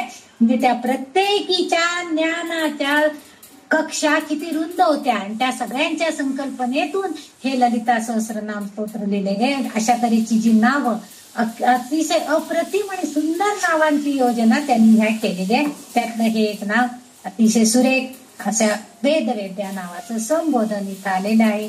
आणि ही त्या ललितेचीच कृपा आहे. तिच्या अभ्यासानं, या वेदांच्या अभ्यासानं त्याच्यातलं ज्ञान जाणून घेण्यासाठी आपण तिची कृपा संपादन करण्याचा प्रयत्न करणार आहोत. त्याच्या पुढचं जे नाव आहे ते म्हणजे विंध्याचल निवासिनी. सोपं नाव आहे. विंध्याचल निवासिनी म्हणजे विंध्य पर्वतामध्ये ती राहते. दुर्गा सप्तशतीमध्ये हा उल्लेख आलेला आहे. आणि 700 श्लोक आहेत. आणि मार्कंडेय पुराणाचा एक भाग म्हणून सुद्धा याचा उल्लेख आहे दुर्गा सप्तशतीचा. आणि ती स्वतः भगवतीच सांगते की, म्हणजे त्या मार्कंडेय पुराणामध्ये याचा उल्लेख आलेला आहे की तिने स्वतः सांगितलंय की मी पुढच्या जन्मामध्ये, म्हणजे ती स्वतःच सांगते. म्हणजे भगवंत जेव्हा एक जन्म घेत होते, म्हणजे प्रत्यक्ष भगवंताने, विष्णूनीच हे सगळे अवतार घेतलेले आहे. आणि त्याच्यामध्ये त्यांनी एकदा सांगितलं होतं की मीच स्वतः, भगवंत सांगतात की नंद गोपाच्या घरी मी जन्म घेऊन मी विंध्य पर्वतामध्ये वास करीन असं त्यांनी सांगितलं. आणि तेच फलित झालेलं आपल्याला बघायला मिळालं आहे. म्हणजे ह्या नंदगोपाच्या घरी प्रत्यक्ष भगवंत तिथं जन्म घेऊन आले आणि विंध्य पर्वतामध्ये त्यांनी वास केला. शुंभ निशुंभ सप्तशतीमध्ये याचा उल्लेख आहे. शुंभ निशुंभ राक्षसांचा तिनं वध केलेला आहे. म्हणजे ह्या गोष्टीमध्ये श्रीकृष्णांचा जन्म म्हणजे काय, तर ललितांबिकेला आपण ओळखण्याचा एक संकेत आहे.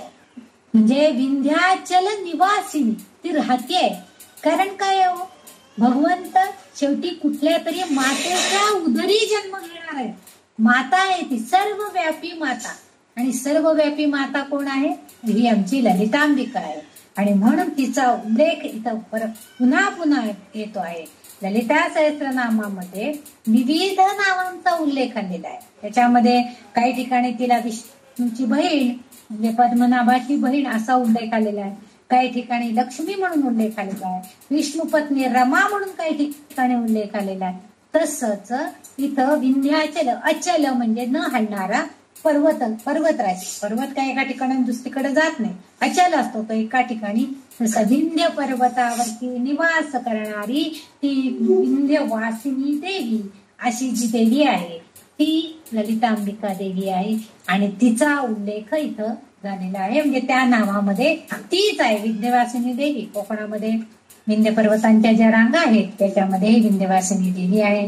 आणि तिचेही बऱ्याच कथा सगळ्या सांगितल्या जातात. त्या कोकणामध्ये जर तुम्ही गेलात तर तिथं त्या विंध्यवासिनीच्या कथा ते लोक सांगत असतात. डोंगरामध्ये तिचं वास्तव्य आहे.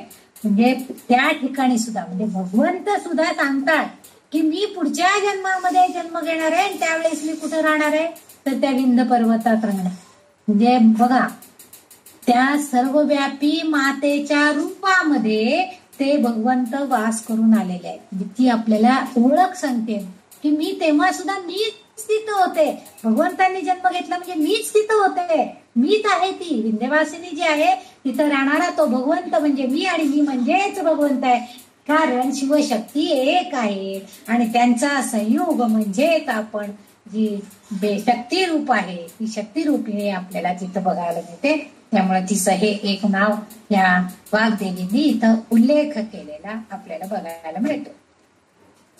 पुढचं जे नाम या सहस्रनामामधलं आहे 337 नंबरचं नाम आहे विधात्री. आता इथं धात्री म्हणजे मातृत्व असा अर्थ आहे. म्हणजे श्रीमाता आहे. श्रीमाता, श्री म्हणजे सगळं वैभव, सगळं जे काय असेल ते श्री, आणि माता असं मातृत्व असणारी ही सर्वव्यापी माता आहे. आपण पहिल्याच श्लोकामध्ये श्री माता, श्री महाराज्ञी, श्रीमत सिंहासनेश्वरी, पहिल्या श्लोकामध्ये आपण ललिता सहस्रनामाच्या आपण म्हणतो श्रीमाता. पहिलंच नाव तिथं त्यांनी श्रीमाता दिलेलं आहे आणि ती म्हणजे विधात्री. कारण मातृत्व हा जो गुण आहे, आईच अशी एकमेव आहे की जी आपल्या अपत्यावर, जी आपल्या बालकावरती कुठल्याही निरपेक्ष बुद्धीनं प्रेम करत असते. भले ते बालक कितीही त्या मातेशी वाईट वागू दे, कितीही तिला झिडकारू दे, कितीही काही वाईट बोलू दे, तरी सुद्धा ती त्या पुत्राला कधीही अंतर देत नाही किंवा त्याला आपल्यापासून लांब करायचा विचार तिच्या मनात येत नाही. त्याच्याबद्दलचे वाईट विचारही तिच्या मनात कधी येत नाही. म्हणून व्यंकटेश स्तोत्र माता पुत्राचे सहस्र अपराध माता काय मानी तयाचा खेद. कारण ती खेद करू शकत नाही. कारण मातृत्व हा गुणच असा आहे की त्याच्यामध्ये फक्त ती आपल्या लेकरावरती वात्सल्य आणि प्रेमच फक्त करू शकते. ती कितीही आपलं पोरग शेंबडं असलं, कसंही असलं तरी सुद्धा ती आपल्या आलग बाई माझं छकुलं अशा म्हणून असं म्हणूनच लाडानं त्या लेकराला बोलवतात. कारण हा मातृत्व गुणच असा आहे. म्हणून इथं धात्री हा शब्द आहे, हा मातृत्व ह्या गुणासाठी तिचा इथं उल्लेख केलेला आहे. आणि वी धात्री आता इथं आणखी नाही. आणि वी म्हणजे विश्वाचं पालन करणारी, विश्वाचं पालन करणारी अशी मातृत्व गुण असलेली देवता म्हणजे ही ललिता देवी. असा सरळ शब्दशः अर्थ घेतला तर इथं आणखीन एक अर्थ असा आहे की धात्री म्हणजे आवळा आणि इंबलिका असं पण त्याला म्हणतात. या फळाच्या वृक्षाला पवित्र वृक्ष असं संबोधलं जातं. म्हणजे जे काही एक 6 का 5 वृक्ष आहेत ते ना पवित्र वृक्ष आहेत. असं आपण आता कदंब वृक्षाला पण पवित्र वृक्षांपैकी एक असा उल्लेख एका नामामध्ये आलेला आहे. तसं आता इथं आवळ्याच्या वृक्षाला सुद्धा एक म्हणजे पवित्र वृक्ष असं म्हणून उल्लेख केलेला आहे. तर ह्या लक्ष्मी विष्णूचा म्हणजे विष्णूचा पण निवास आवळ्याच्या झाडामध्ये असतो आणि लक्ष्मी पण त्या झाडामध्ये असते. पवित्र वृक्ष हे समजले जातात. त्या दोन्हींचं निवास स्थान म्हणजे हे झाड आहे. म्हणून आपल्याकडं बरेच जण घरामध्ये आवळ्याचं झाड लावतात. त्याला कारणच आहे की जेणेकरून माझ्या कुटुंबावरती ह्या लक्ष्मी विष्णूचा कृपा प्रसाद राहावा. म्हणजे समजा ते झाड मोठं वाढलं, त्याला भरपूर पानं फुलं आली, फळे आली, तर आपल्याला अर्थातच त्याची कृपा लाभल्यासारखं आहे. फळं लागली तर आपल्याला सुद्धा इच्छित फळ मिळणार आहे असं आपण त्याला समजतो. कारण इथं लक्ष्मी आणि विष्णूचं निवास स्थान असलेलं या धात्री म्हणजे आवळ्याच्या झाडामध्ये आपल्याला बघतो. इथं आणखीन एक आहे की लक्ष्मीला श्रेय असलेले झाड, श्रेय म्हणजे तिला आवडणार असं हे झाड आहे. कार्तिक महिन्यामध्ये आपण ह्याच्यापासून कोजागरी पौर्णिमेपासून पौर्णिमेला देवीचं नवरात्र संपून कोजागरी पौर्णिमेला देवीचं पुन्हा उत्थापन होतं. कारण नवरात्रात दमून ती झोपलेली असते आणि पौर्णिमेला परत काही देवी झोपतात एक नवरात्र झाल्यानंतर दशमी एकादशीपासनं आणि मग पुन्हा पौर्णिमेला उठतात. अशा काही ठिकाणी आहे, कोल्हापूरला वगैरे आहे असं ऐकिवात आहे. मलाही नक्की माहित नाहीये पण असं आहे. काही देवी काही 4-5 दिवस निद्रा रूपामध्ये असतात, म्हणजे निद्रिस्त असतात. तर अशा वेळेला त्या उठल्यानंतर म्हणजे पौर्णिमेनंतर कोजागरी पौर्णिमेनंतर आपण दररोज कार्तिक महात्म्य वाचतो, कार्तिक मास पाळतो, पहाटे उठून या आवळ्याच्या झाडाची पूजा करतो, त्याला प्रदक्षिणा घालतो आणि भगवंताचं स्मरण पहाटे पहाटे करण्याचा प्रयत्न करतो. वातावरण खूप छान असतं त्यावेळेस, आपल्यालाही बरं वाटतं. म्हणजेच कारण का तर ह्या झाडामध्ये ब्रह्मस्वरूपातील शक्ती माता आणि तिचा पती शिव हे दोनही एकत्रित आलेले असतात. म्हणजे शिव आणि शक्ती हे एकत्रितपणे म्हणजे विष्णूचं निर्मिती करण्याचं कार्यही तिथं शिव आलेलं करत असतो आणि पालन करण्याचं काम हे जे आहे तेही तोच करत असतो. आणि पालन, निर्मिती आणि नाश या तिन्ही कार्यांचं काम या शिवामध्ये त्यावेळेस एकत्रित झालेलं असतं. आणि त्यामुळं कार्तिक महिन्यामध्ये आवळ्याच्या झाडाला जास्तीत जास्त महत्व असतं. आणि ही लक्ष्मी जी आहे ही तिथं वास करून असते. याच्या 3 अवस्था सांगितल्या आहेत त्यांनी. ब्रह्मपत्नी म्हणून सरस्वती, विष्णुपत्नी म्हणून लक्ष्मी आणि रुद्रपत्नी म्हणून रुद्राणी म्हणून अशा या 3ही जणींना म्हणजे लक्ष्मी ही जी आहे ही विष्णुपत्नी म्हणून आपण ओळखतो, ब्रह्मपत्नी जी आहे ती सरस्वती म्हणून ओळखतो आणि रुद्राची म्हणजे शिवशंकरांची जी आहे ती म्हणजे रुद्राणी. अशा 3 स्वरूपामध्ये या स्त्री देवता आपण नेहमी ओळखत असतो. म्हणजे ब्रह्मदेव हे सुद्धा सृष्टीचे स्वामी आहेत आणि त्यांना सुद्धा विधात्र या नावानं ओळखलं जातं.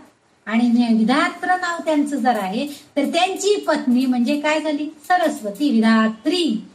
म्हणजे इथं ही ललिता देवी सरस्वती या रूपामध्ये सुद्धा आहे, विधात्री आहे तिला असं म्हटलं जातं. कारण ब्रह्मा जसं सृष्टीचा पालन करता आहे, सृष्टीचा निर्मिती करणारा आहे, सृष्टीचा स्वामी आहे, तसंच ही ललिता देवी सुद्धा सृष्टीकर्त्री असं एका ललिताच्या नामामध्ये उल्लेख केलेला आहे. म्हणजे निर्मिती करणारी आहे. मग ती निर्मिती करते याचा अर्थ ती ब्रह्माच्या इतकीच शक्तीची आहे. आणि मग त्याची पत्नी जसं ही सरस्वती विधात्री म्हणून इथं तिचं नाव विधात्री आहे. सरस्वती जरी नसलं नाव तिचं तरी ती सुद्धा ब्रह्मा इतकंच निर्मितीचं कार्य करणारी आहे म्हणून तिला विधात्री अशा स्वरूपामध्ये इथं वाग्देवींनी उल्लेख केलेला आपल्याला माहिती आहे. वर इतरही आणखीन काही नामं या सहस्रनामामध्ये येतात. आता मी सांगितलं तसं रुद्राणी, लक्ष्मी वगैरे ही बरीच नावं आपल्याला येत आहेत. पण काही नामं समान अर्थ सांगतात तर काही नामं पूर्णपणे भिन्न अर्थ सांगतात. म्हणजे आत्ताच आपण बघितलं की ब्रह्माची पत्नी म्हणजे सरस्वती, हे सरस्वती हे ब्रह्माची पत्नी आहे, हा अर्थ वेगळा. आणि ब्रह्म जसा निर्मिती करतोय तसंच ललितांबिका करती आहे, ही श्रीदेवी करती आहे. आणि म्हणून तो विधात्र आहे म्हणून ही विधात्री, स्त्री रूपिणी आहे म्हणून तिला विधात्री असं नाव दिलेलं आहे. म्हणजे हेही तिचं एक नावच झालं ना, विधात्री या स्वरूपामध्ये. म्हणजे अर्थ तिचं स्वरूप सरस्वतीच्या रूपामध्ये ती नाहीये, तिचं स्वरूप फक्त काय आहे, ब्रह्मस्वरूपिणी म्हणजे निर्मिती करणारी आहे, सृष्टीकर्त्री आहे, सृष्टीच्या निर्मितीमध्ये तिचं कार्य चालू आहे. आणि म्हणून ब्रह्म जसा सृष्टी निर्मिती करतो तसं ही पण करते आहे. कारण हिच्या चेतना शक्तीशिवाय तो कोणतं कार्यच करू शकणार नाहीये. म्हणजे दोघं मिळून हे सृष्टी निर्मितीचं कार्य करतायत म्हणून तो विधात्रा आणि ही विधात्री असा उल्लेख तिचा इथं या वाग्देवींनी केलेला दिसतंय. म्हणून येथे ही ललिता विधात्र म्हणून विधात्री झाली आणि विश्वपालन करते म्हणून जगन्माता म्हणून ती ओळखली जाऊ लागलेली आहे. म्हणून तिचं हे नाव इथं उल्लेख झालेला आहे विधात्री या स्वरूपामध्ये. आपल्याला कळलं असेल की धात्री आहे आणि मातृत्व हा गुण धात्री या शब्दामध्ये आहे. धात्री या शब्दामध्ये शब्दाचा शब्दशः अर्थ आहे आपापच ती सर्व जगाची जगन्माता आहे. म्हणजे मातृत्व गुण तिच्यामध्ये आलेलाच आहे. सर्वव्यापी माता म्हणून ती विधात्री असं इथं नाव अभिप्रेत आहे. पुढचं जे नाव आहे ते म्हणजे वेद जननी. 338 नाव आहे वेद जननी. वेद म्हणजे काय आपण मागच्या वेळेला बघा की जे ज्ञान संपादन करायचे, जे ज्ञान म्हणून जे काय आहे ते सगळं वेद. आपल्या सोप्या शब्दामध्ये आपल्याला कळावं असं सगळं जे ज्ञान काय ज्ञान होतं जे भांडार आहे, जो खजिना आहे आताच्या स्वरूपामध्ये म्हणजे धार्मिक ग्रंथ वगैरे जे आहेत वेदांचे ते सगळं म्हणजे ज्ञान जे आहे ते म्हणजे वेद आहे.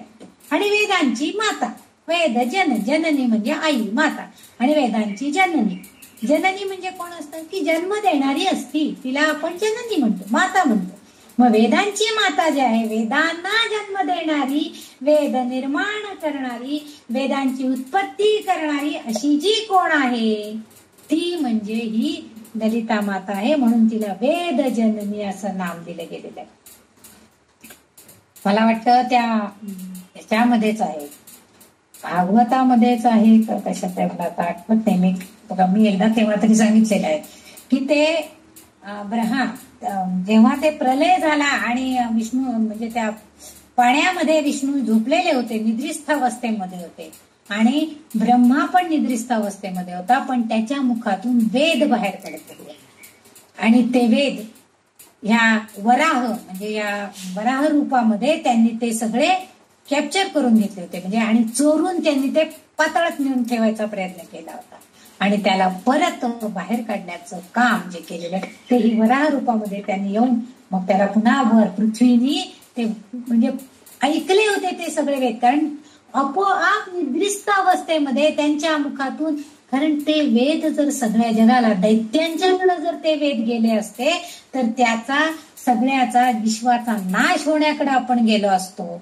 तसं होऊ नये म्हणून त्यांनी ते वेद सगळे त्या चोरून लपवून ठेवण्याचा प्रयत्न केलेला होता, असं त्या प्रलय कालामधले एक कथा आहे. मला वाटतं देवी भागवतात आहे का भागवतात आहे माझ्या आता लक्षात नाहीये, पण भागवतात आहे अशी ती कथा बहुतेक.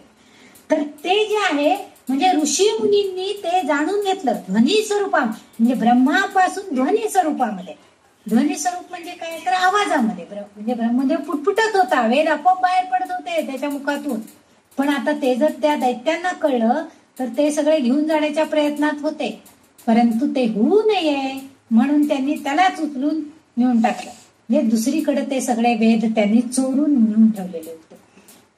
तर ते प्राचीन मुनींनी ते जाणून, म्हणजे ब्रह्मापासून हे होतंय ते आता बाहेर पडणार आहे आणि दैत्यांना जर ते मिळाले तर नाश होण्याची शक्यता आहे, हे जाणून त्या ऋषी मुनींनी काय केलं की ते मुखोद्गत करण्याचा प्रयत्न केला, पाठ केलं आणि ते वेद शब्द ध्वनी यापासून निर्माण झालं, म्हणजे त्याच्यापासून निर्माण झालं सगळं.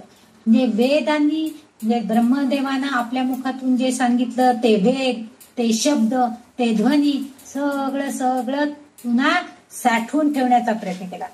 जर त्यांचं पठण चुकीच्या पद्धतीनं झालं तर ते काय होणार आहे,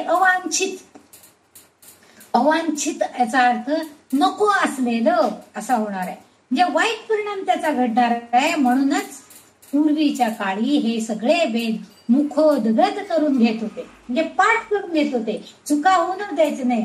पूर्वीच्या काळी म्हणे गोकुमपट्टी करायला ते जे पुरोहित असायचे किंवा जे वेद पठण करणारे जे मुनी असायचे, ऋषी असायचे गुरुकुलामधले, ते शेंडीची गाठ मारून ते वरती दोरीने बांधून ठेवायचे म्हणे. तो जर मुलगा चुकीचं पठण केला, म्हणजे समजा त्या वेदावरती स्वरांकित असतात, स्वर म्हणताना जर आपण वर मान उचलली तर आपल्याला ते गाठीमुळे आपल्या शेंडीला काही ताण बसणार नाही, पण चुकून जर तो खालच्या स्वराला आला तर आपोआपच खाली मान जाते आणि त्या शेंडीला लगेच ओढ लागते. म्हणजे योग्य तऱ्हेनं स्वरांकित योग्य पाठांतर व्हायला पाहिजे आणि म्हणून ती वेद जननी आहे. आणि नको असलेलं म्हणून ते मुखोद्गत होताना अगदी बरोबर शब्द उच्चारण स्वरांसहितच व्हायला पाहिजे.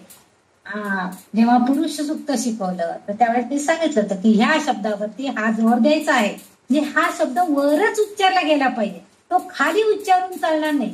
स्वरांकित हे त्याला आपण म्हणतो. आपल्या श्री सुक्तामध्ये काही 1, 2, 3 शब्द स्वरांकित आहेत की ते फक्त वर उच्चारण करून म्हणायचे. पुरुष सुक्तामध्ये बरेचसे शब्द असे स्वरांकित आहेत, म्हणजे वर उच्चारण करून म्हणायचे. म्हणून आपण म्हणतोय रुद्रामध्ये सुद्धा वर उच्चारण करून शब्द म्हणायचे. खालच्या उच्चारणामध्ये म्हटलं की त्याचा अर्थ बदलतो, त्याचा जो परिणाम आहे, कारण त्या शब्दांना लघु आणि गुरु, लघु म्हणजे ह्रस्व स्वर आणि गुरु म्हणजे वरचे स्वर दीर्घ स्वर असा अर्थ आहे. मग समजा दीर्घ स्वरामध्ये त्याचं उच्चारण व्हावं असं असेल आणि तुम्ही जर ते लघु स्वरूपामध्ये केलं तर त्याचा परिणाम पण लघुच होणार ना हो, मग ते कसं चालेल बरं. म्हणून ते उच्चारण बरोबर व्हायला पाहिजे, स्वरांसहित म्हटले जायला पाहिजे. आणि असे जर आपण म्हटलं तर ते वेद, ते श्लोक, ते स्तोत्र योग्य परिणाम साधतं. म्हणून आपल्याकडं सांगतात की जे काही म्हणायचंय ना ते चांगल्या पद्धत, चुकीचं म्हणू नका. भले म्हटला नाहीत ना तरी चालेल, नुसती क ख ग ग ग च च ज ज न प थ द ध न प फ ब भ म अशी 12 खडी नुसती म्हटलं तरी चालेल न चुकता. कारण त्या 12 खडीची जी मुळाक्षर आहेत, बीजाक्षर आहेत, त्यामध्ये सुद्धा बरेच मंत्र उद्धृत केले गेलेले आहेत, बरेच मंत्र आहेत. नुसतं तेवढं म्हणा चालेल, पण चुकीचं पठण करता उपयोगी नाही. आता आपल्याकडे काही जणी वाचताना रस वाचलं तरी दीर्घ म्हणतात, दीर्घ असलं तरी रस्व म्हणतात, कधी काना खाऊन टाकतात, कधी एक्स्ट्रा काना देतात म्हणताना, पण हे चुकीचं आहे. आणि म्हणून वेद जननीने, ह्या वेदमातेनं आपल्याला सांगितलं की योग अलीकडील काळामध्ये, पूर्वीच्या काळी हे लिखित स्वरूपामध्ये नव्हतं, परंतु आता वेद लिखित समूह स्वरूपामध्ये उपलब्ध आहे आणि आपल्याला पुराण घेऊन ब्रह्माच्या श्वासाबरोबर मुखातून निघालेले वेद दुष्ट दानवांच्या हाती पडू नये म्हणून ब्रह्मदेवानं त्याची संरक्षण करण्याची जबाबदारी स्वीकारली असं आपल्याला दिसतंय. म्हणून ती ही वेदांची जननी आहे. ललितांबिका ही त्यांना शक्ती देते की तुम्ही हे सगळं सांभाळा, हे सगळे वेद सांभाळण्याची जबाबदारी तिने त्यांच्यावरती दिलेली आहे.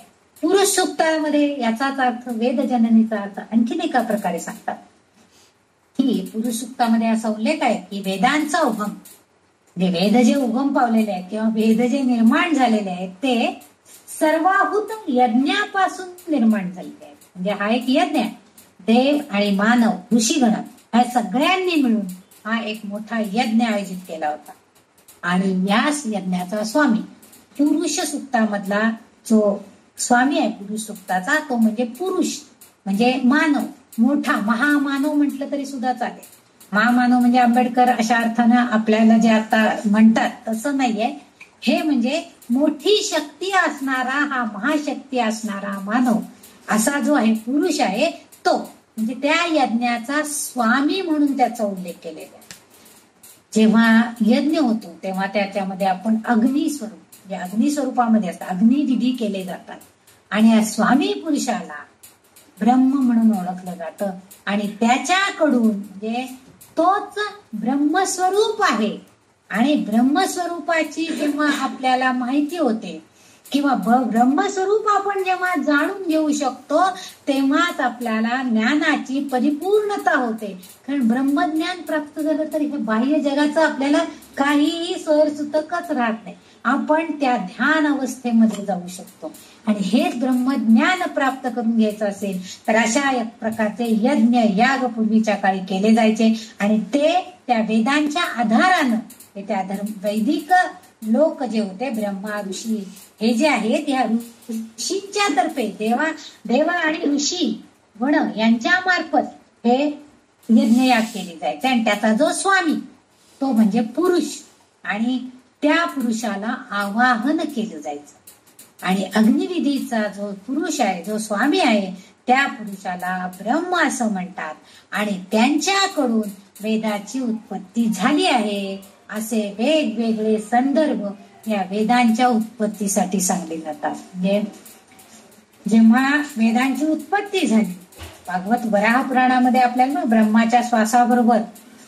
ब्रह्मदेवाकडे ती त्यांनी जबाबदारी दिली होती की तू ते संरक्षण करून ठेव म्हणून. ब्रह्मदेवाच्या हातामध्ये एक पुस्तक सारखं असतं, त्याचं जर चित्र कधी बघितलं असलं ब्रह्मदेवाचं, त्याच्यामध्ये एक पुस्तक असतं त्याच्या हातामध्ये, एका हातामध्ये कमंडल. मग ते पुस्तक म्हणजे काय आहे तर ते सगळे वेद त्यांनी सुरक्षित ठेवलेले आहेत. त्यांनी जर दैत्यांच्या हातात पडले तर त्याच्यापासून विध्वंस होणार, काहीतरी अराजक होणार आणि म्हणून ते सांभाळण्याचं काम त्यांनी केलेलं आहे. वेद जननी जी आहे ही ललितांबिका, ही ह्या सगळ्या लोकांना म्हणजे यज्ञयाग करणाऱ्या त्या ऋषींना ती चेतना देते, शक्ती देते. आणि जे त्या यज्ञयागामध्ये जो सर्वाहुत यज्ञ त्यांनी केलेला होता, त्या सर्वाहुत यज्ञामध्ये ज्यासाठी त्यांनी केलेला असेल की काहीतरी आयोजन केलेलं होतं आणि पुरुष म्हणजे स्वामी, यज्ञाचा स्वामी पुरुषाला आव्हान केलेलं होतं त्याला प्राप्त करून घेण्यासाठी, तर ते जे आहे तो यज्ञाचा पुरुष, तो योग्य, तो स्वामी, त्याच्याकडून ह्या वेदांची उत्पत्ती झालेली आहे असाही एक उल्लेख काही ठिकाणी संदर्भ असलेला आपल्याला बघायला मिळतो. आता हे जरी वेगवेगळे संदर्भ असले तरी वेद किंवा त्याचे सूक्ष्म स्वरूप, ध्वनी, हे परमात्म्यापासूनच उत्पन्न झालेले आहेत. म्हणूनच या परम मातेला, परमात्म्यापासून वेदांची उत्पत्ती झाली. त्यांच्या मुखातून हे सगळे चांगले काय तत्व, नियम, मागच्या श्लोकामध्ये आपण बघितलं की अनेक शास्त्र, खगोलशास्त्र, काव्यशास्त्र, व्युत्पत्तीशास्त्र हे सगळं त्यांच्याकडून त्याच्यातनं बाहेर पडलेलं होतं. आणि या सगळ्याचा अभ्यास, या सगळ्याचा सूक्ष्म स्वरूपामध्ये त्या परमात्म्यापासून उत्पन्न झालं. आणि त्या परमात्म्यापासून उत्पन्न झालेलं सूक्ष्म स्वरूप ध्वनी जे आहे ते म्हणजे वेद. आणि ह्या परम मातेला आपापच त्या परमात्म्याची माता म्हणजे आमची ललितांबिका, तिला आपापच तिची त्याची पत्नी परम माता, म्हणूनच तिला परमात्म देवता, वेद जननी असं हे सुयोग्य असं नाव वाग्देवींनी इथं आपल्यासाठी सूचित केलेलं आहे.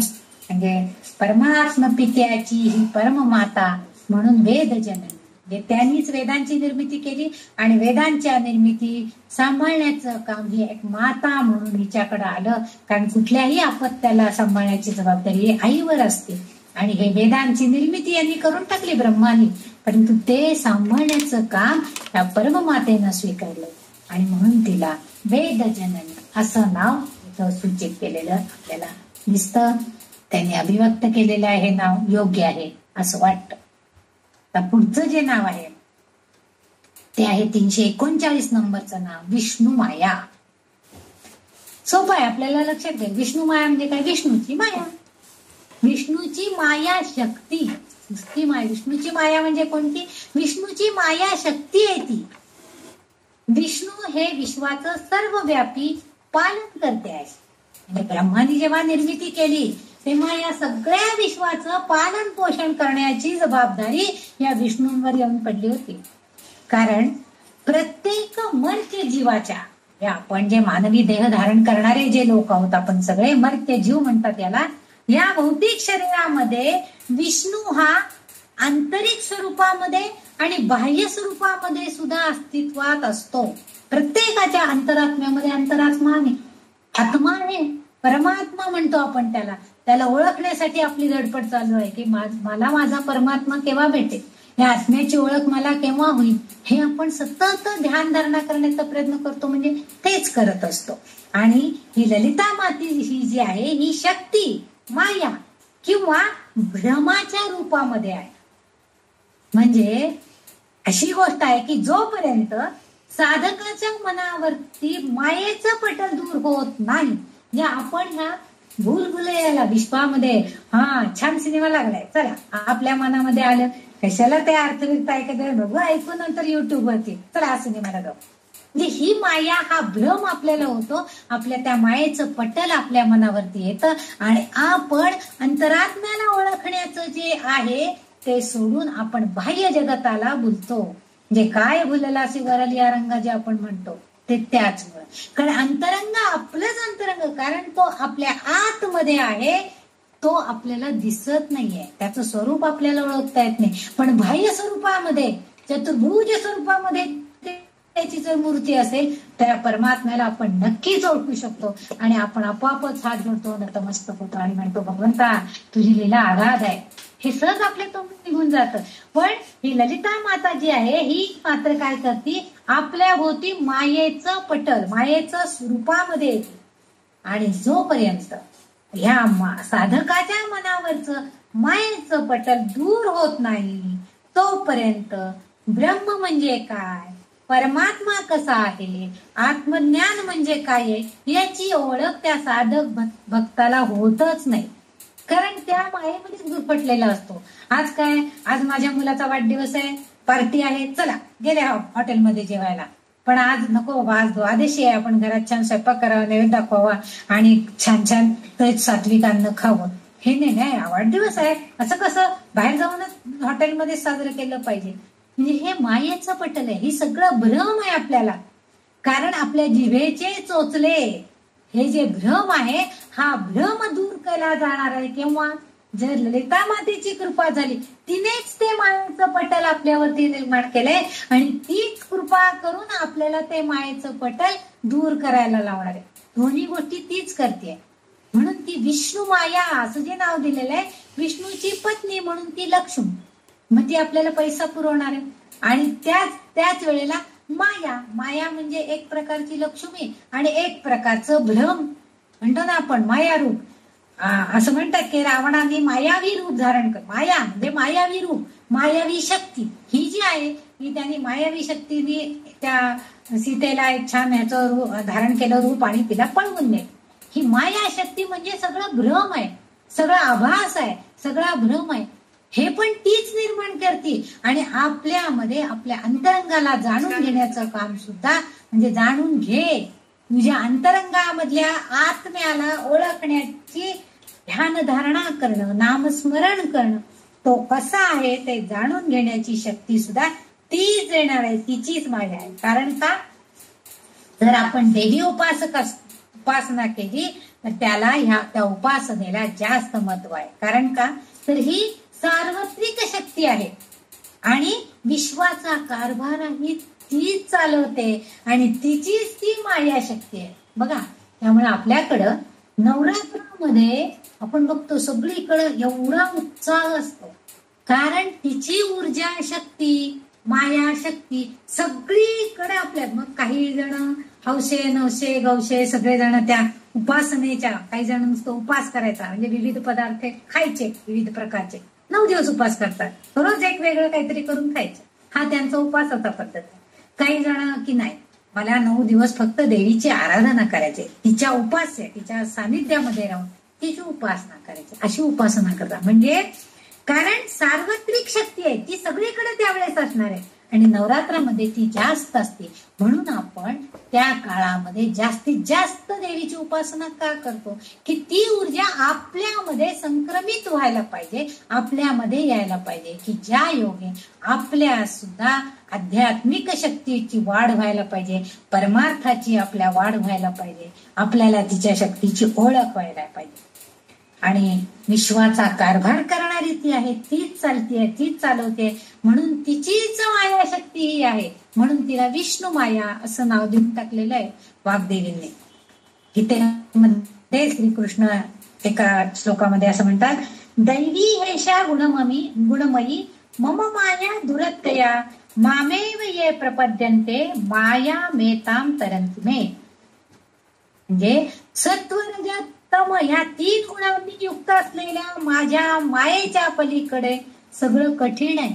पण अलौकिक असे हे त्रिगुणात्मक ही जी माया आहे ही पार होणं फार असंभव पण आहे. जरी असंभव असलं तरी ते शक्य नाही आहे का, आहे शक्य, पण केव्हा, मामेव ये प्रपद्यन्ते माया मेताम तरन्ति. जे मला शरण येतात, जे माझ्याकडे येतात, मला शरण येतात, तेच फक्त या मायेच्या तावडीतून सुटणार आहेत, मुक्त होणार आहेत. म्हणूनच आपण काय करायचंय, तर ह्या आदिशक्तीच्या, त्या आदिमायेच्या म्हणजे विष्णू माया, त्या ललिता माया हिच्या सहाय्यानं, या देवीच्या शक्तीच्या सहाय्यानं म्हणजे तिची भक्ती प्राप्त करून आपण ती मायेची संकल्पना आपल्याला स्पष्ट करून घ्यायची आहे आणि त्याच्यावर मात करण्याचा मार्ग आपल्याला तिच्या साह्यानं स्पष्ट होतो. पहिली पायरी काय येते, त्यांनी भगवंतांनी जे गीतेमध्ये सांगितलंय त्याच्यामध्ये पहिली पायरी काय आहे, मायेचा पडदा दूर करणं, काढून टाकणं. म्हणजे हे आभासी आहे, हे जग सगळं आभासी आहे. हा माझा मुलगा, ही माझी मुलगी, हे माझे काका, हा माझा मामा, हे माझी भाऊ, हे माझे बहीण, सगळं आभासी आहे.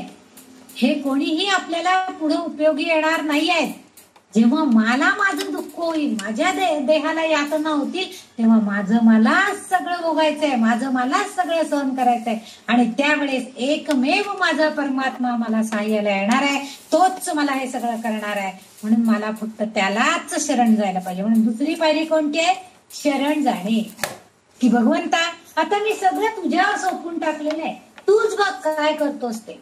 तुझ्या कृपेशिवाय, तुझ्या मदतीशिवाय, तुझ्या साह्याशिवाय माझं काहीही भलं होणार नाही याची मला पूर्णपणे खात्री आहे. एवढं आपण त्याला शरणागत व्हायचं. आणि तिसरी पायरी जी आहे ती आपल्याला गाठायची आहे, जे आपण म्हणतो जो मोक्ष मिळवायचा आहे तो म्हणजे काय, तर माया मोहात अडकायचंच नाहीये.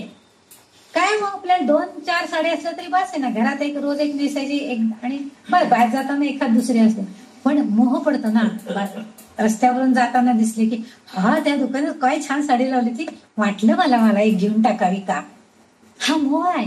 किंवा दुसऱ्याच्या अंगावर बघितली साडी तरी काय छान साडी दिसली ती, वाटलं बाई मला पण असली एखादी साडी घ्यायला, काही हरकत नाही. नाहीच घेतली मी बरेच दिवसात, घेतलेली असली तरी बरेच दिवसात घेतली नाहीये. एक पालोपत जोडलं की घ्यायला हरकत नाही, मग म्हणजे मोकळे आपण त्याच्यात. पण भगवंत आपल्याला सांगताय की माया मोहात अडकता आपण मुक्त व्हायला पाहिजे. या सगळ्यावरती मात करून आपण त्याच्यावरती जायला पाहिजे, म्हणजे तेव्हाच आपण तरुण जाणार आहोत. म्हणजे भगवंतांनी जे ह्या श्लोकामध्ये सांगितलं की जे मला शरण येतात त्यांना यातून जर पार पडायचं असेल या मायेच्या तावडीतून, तर प्रत्येकानं आधी मायेचा पडदा काढून टाकायचा आहे, मग शरण जायचंय भगवंताला, आणि मग कशामध्येही न गुंतता मुक्त होऊन जायचंय. म्हणजेच त्याला मोक्ष मिळाला. म्हणजे विष्णूंनी आपल्या मायेने एक ब्रह्मपटल आपणच निर्माण केला, आणि ते काढून टाकताना या मा ललिता जी आहे त्याचीच शक्तीचा उपयोग करायला सांगितलाय. म्हणजे हे अध्यारूत आहे. त्यांनी सांगितलं की त्याचीच शक्तीची तुम्ही उपासना करा, आपापच ती तुम्हाला शक्ती देईल आणि तुम्ही शरणागत व्हाल, आणि तो मायेचा पडदा आपोआप दूर निघून जाईल, आणि मग ती चित शक्ती तुम्हाला माझ्या सच्चिदानंद रूपामध्ये म्हणजे मुक्ती रूपामध्ये मिळवून द्यायला प्राप्त करेल. म्हणजे मुक्ती रूप आपल्याला मिळवून देण्याचं काम कोण करणार आहे, तर ही ललिता देवी करणार आहे. हेच जणू आपल्याला भगवंतांनी या भगवद्गीतेच्या श्लोकामध्ये सांगण्याचा प्रयत्न केलेला आहे. त्यामुळे तिचं इथं जे विष्णू माया हे नाव आहे ते हेच सांगते आपल्याला की विष्णूनी आपल्या मायेनं जो भ्रम निर्माण केलेला आहे तो याची शक्तीच्या सहाय्यानं आपण तो भ्रम दूर करायचा, त्या मायेला बाजूला करायचं आणि मोक्षाप्रत जाण्यासाठी मुक्ती मिळवण्यासाठी प्रयत्न करायचा आहे. हेच आपल्याला या नामातून साध्य करायचं आहे. हे नाम आपल्याला हेच शिकवत आहे, हेच आपण साध्य करण्याचा प्रयत्न करायचा आहे. म्हणून तिचं इथं विष्णू माया हे नाव आलेलं आहे.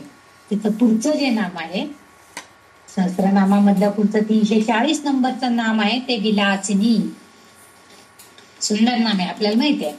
विलासिनी म्हणजे विलास म्हणजे खेळकर वृत्ती, जगत लीला करणारी अशी ही देवता आहे.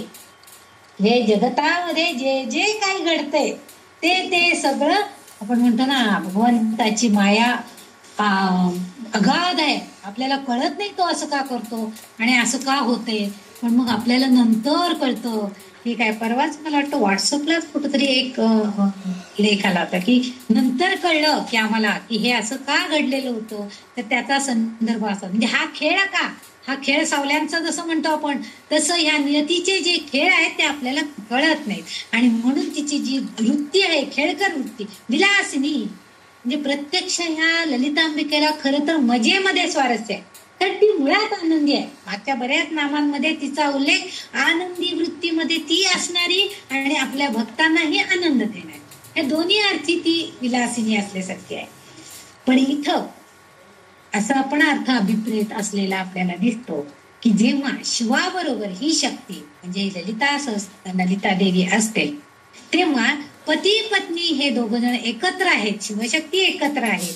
त्यावेळेस ती पत्नी म्हणून आनंद घेते, मजेत असते, आणि त्या मजेत असल्यानंतरच सृजनासाठी म्हणजे निर्मितीसाठी तिने जी कृती केलेली आहे ती घेताना तिला निश्चितच तिच्या ह्या कृतीतून आनंद प्राप्त झालेला दिसतो. मागच्या एका नामामध्ये पण हा उल्लेख आलेला आहे की तिने त्या विश्वाची निर्मिती करण्यासाठी जेव्हा ब्रह्माला सहाय्य केलेलं आहे त्यावेळेस ते करत असताना तिला आनंद होतोय.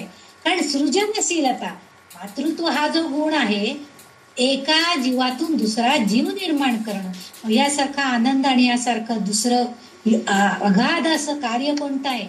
ज्यांना ही शक्ती नसती त्यांना किती खेद वाटत असतो हे आपण बऱ्याच वेळा अनुभव घेत असतो. परंतु तो जो आनंद आहे तोच आनंद ह्या सृष्टी निर्मितीच्या प्राप्तीमध्ये ही ललितांबिका करते. म्हणजे सृजनासाठी केलेली ही तिची जी ही कृती आहे, इथं जी ती खेळकर वृत्ती किंवा तिची विलासिनी ही जी कृती आहे हे म्हणजे तिचं पाप नाहीये. शिवाबरोबर एकरूप होणं, शिवाबरोबर आनंद, पत्नी म्हणून आनंद घेणं हे तिचं पाप नाहीये. तर प्रजनाची सृष्टीतील कृती जर तिने हे केलं नाही तर प्रजनकरणाची ही सृष्टीतील कृती जी आहे ती धोक्यात येईल. आणि म्हणून धर्मग्रंथांनी त्याला थोडस नियम आणि अटी घालून दिलेले आहेत. तिने असं केलं, देवदेवता सुद्धा असंच करत होत्या की आपल्या नवऱ्यांबरोबर आरामात राहत होत्या, मग आम्ही असं राहिलो म्हणून कुठं बिघडलं. असे काही म्हणजे ज्यांना अज्ञान आहे, ज्ञान नाहीये, ते लोक असे बडबडणारे आहेत. हल्ली आपण बघतो की काय बाई, रस्त्याने चालताना सुद्धा अगदी हातात हात घालूनच चालायला पाहिजे का, हा माझा नवरा आहे म्हणून दाखवायला. असं काही कमेंट्स आपण सुद्धा करत असतो रस्त्याने जाताना. दिसतात असे आजकाल मुलं मुली, चार म्हणतो आपण त्याला.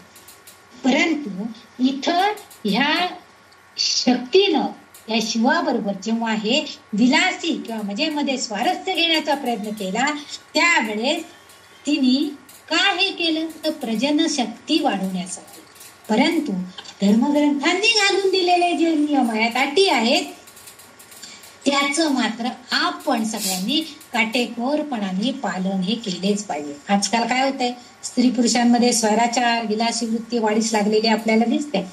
आणि हे जे सगळे हे कोणाची कृती आहे? मायेचीच कृती आहे. कारण आपल्याला मोह पडतो ना, आपल्याला दिसतात काय नाही बिंदास्त मजेत. मग काय, मग बायकांनी का सिगारेट तोडू नये?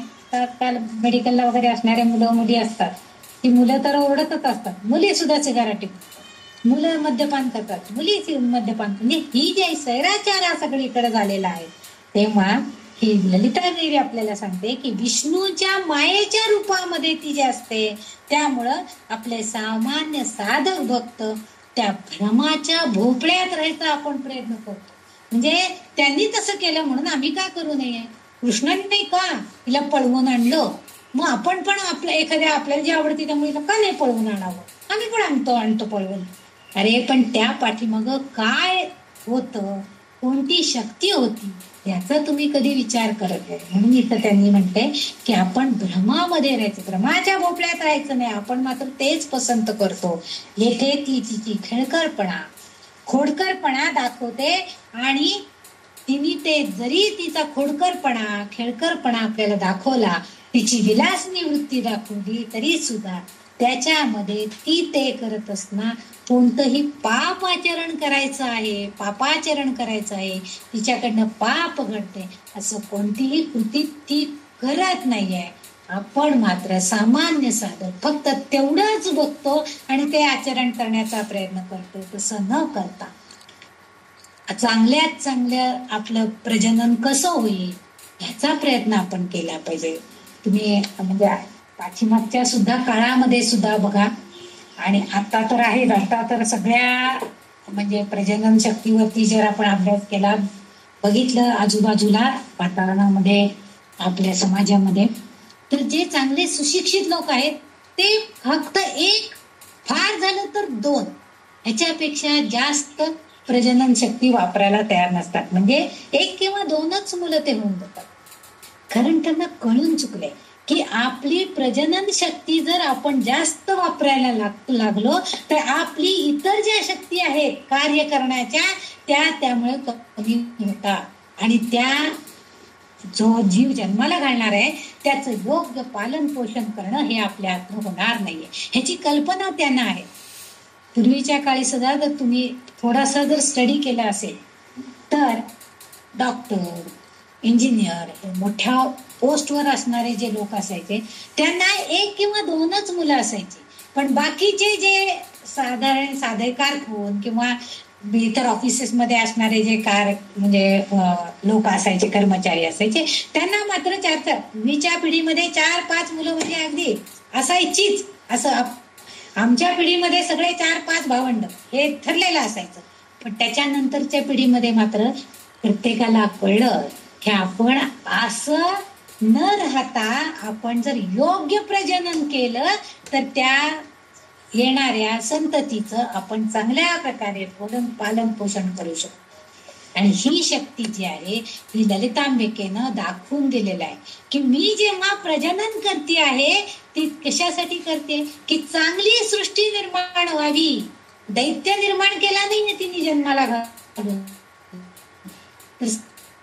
सगळे देव चांगल्या वृत्तीची माणसं निर्माण करण्याचा प्रयत्न केलेला आहे. आपण मात्र त्याच्याकडे बघण्याचा आपला दृष्टिकोन बदलला पाहिजे.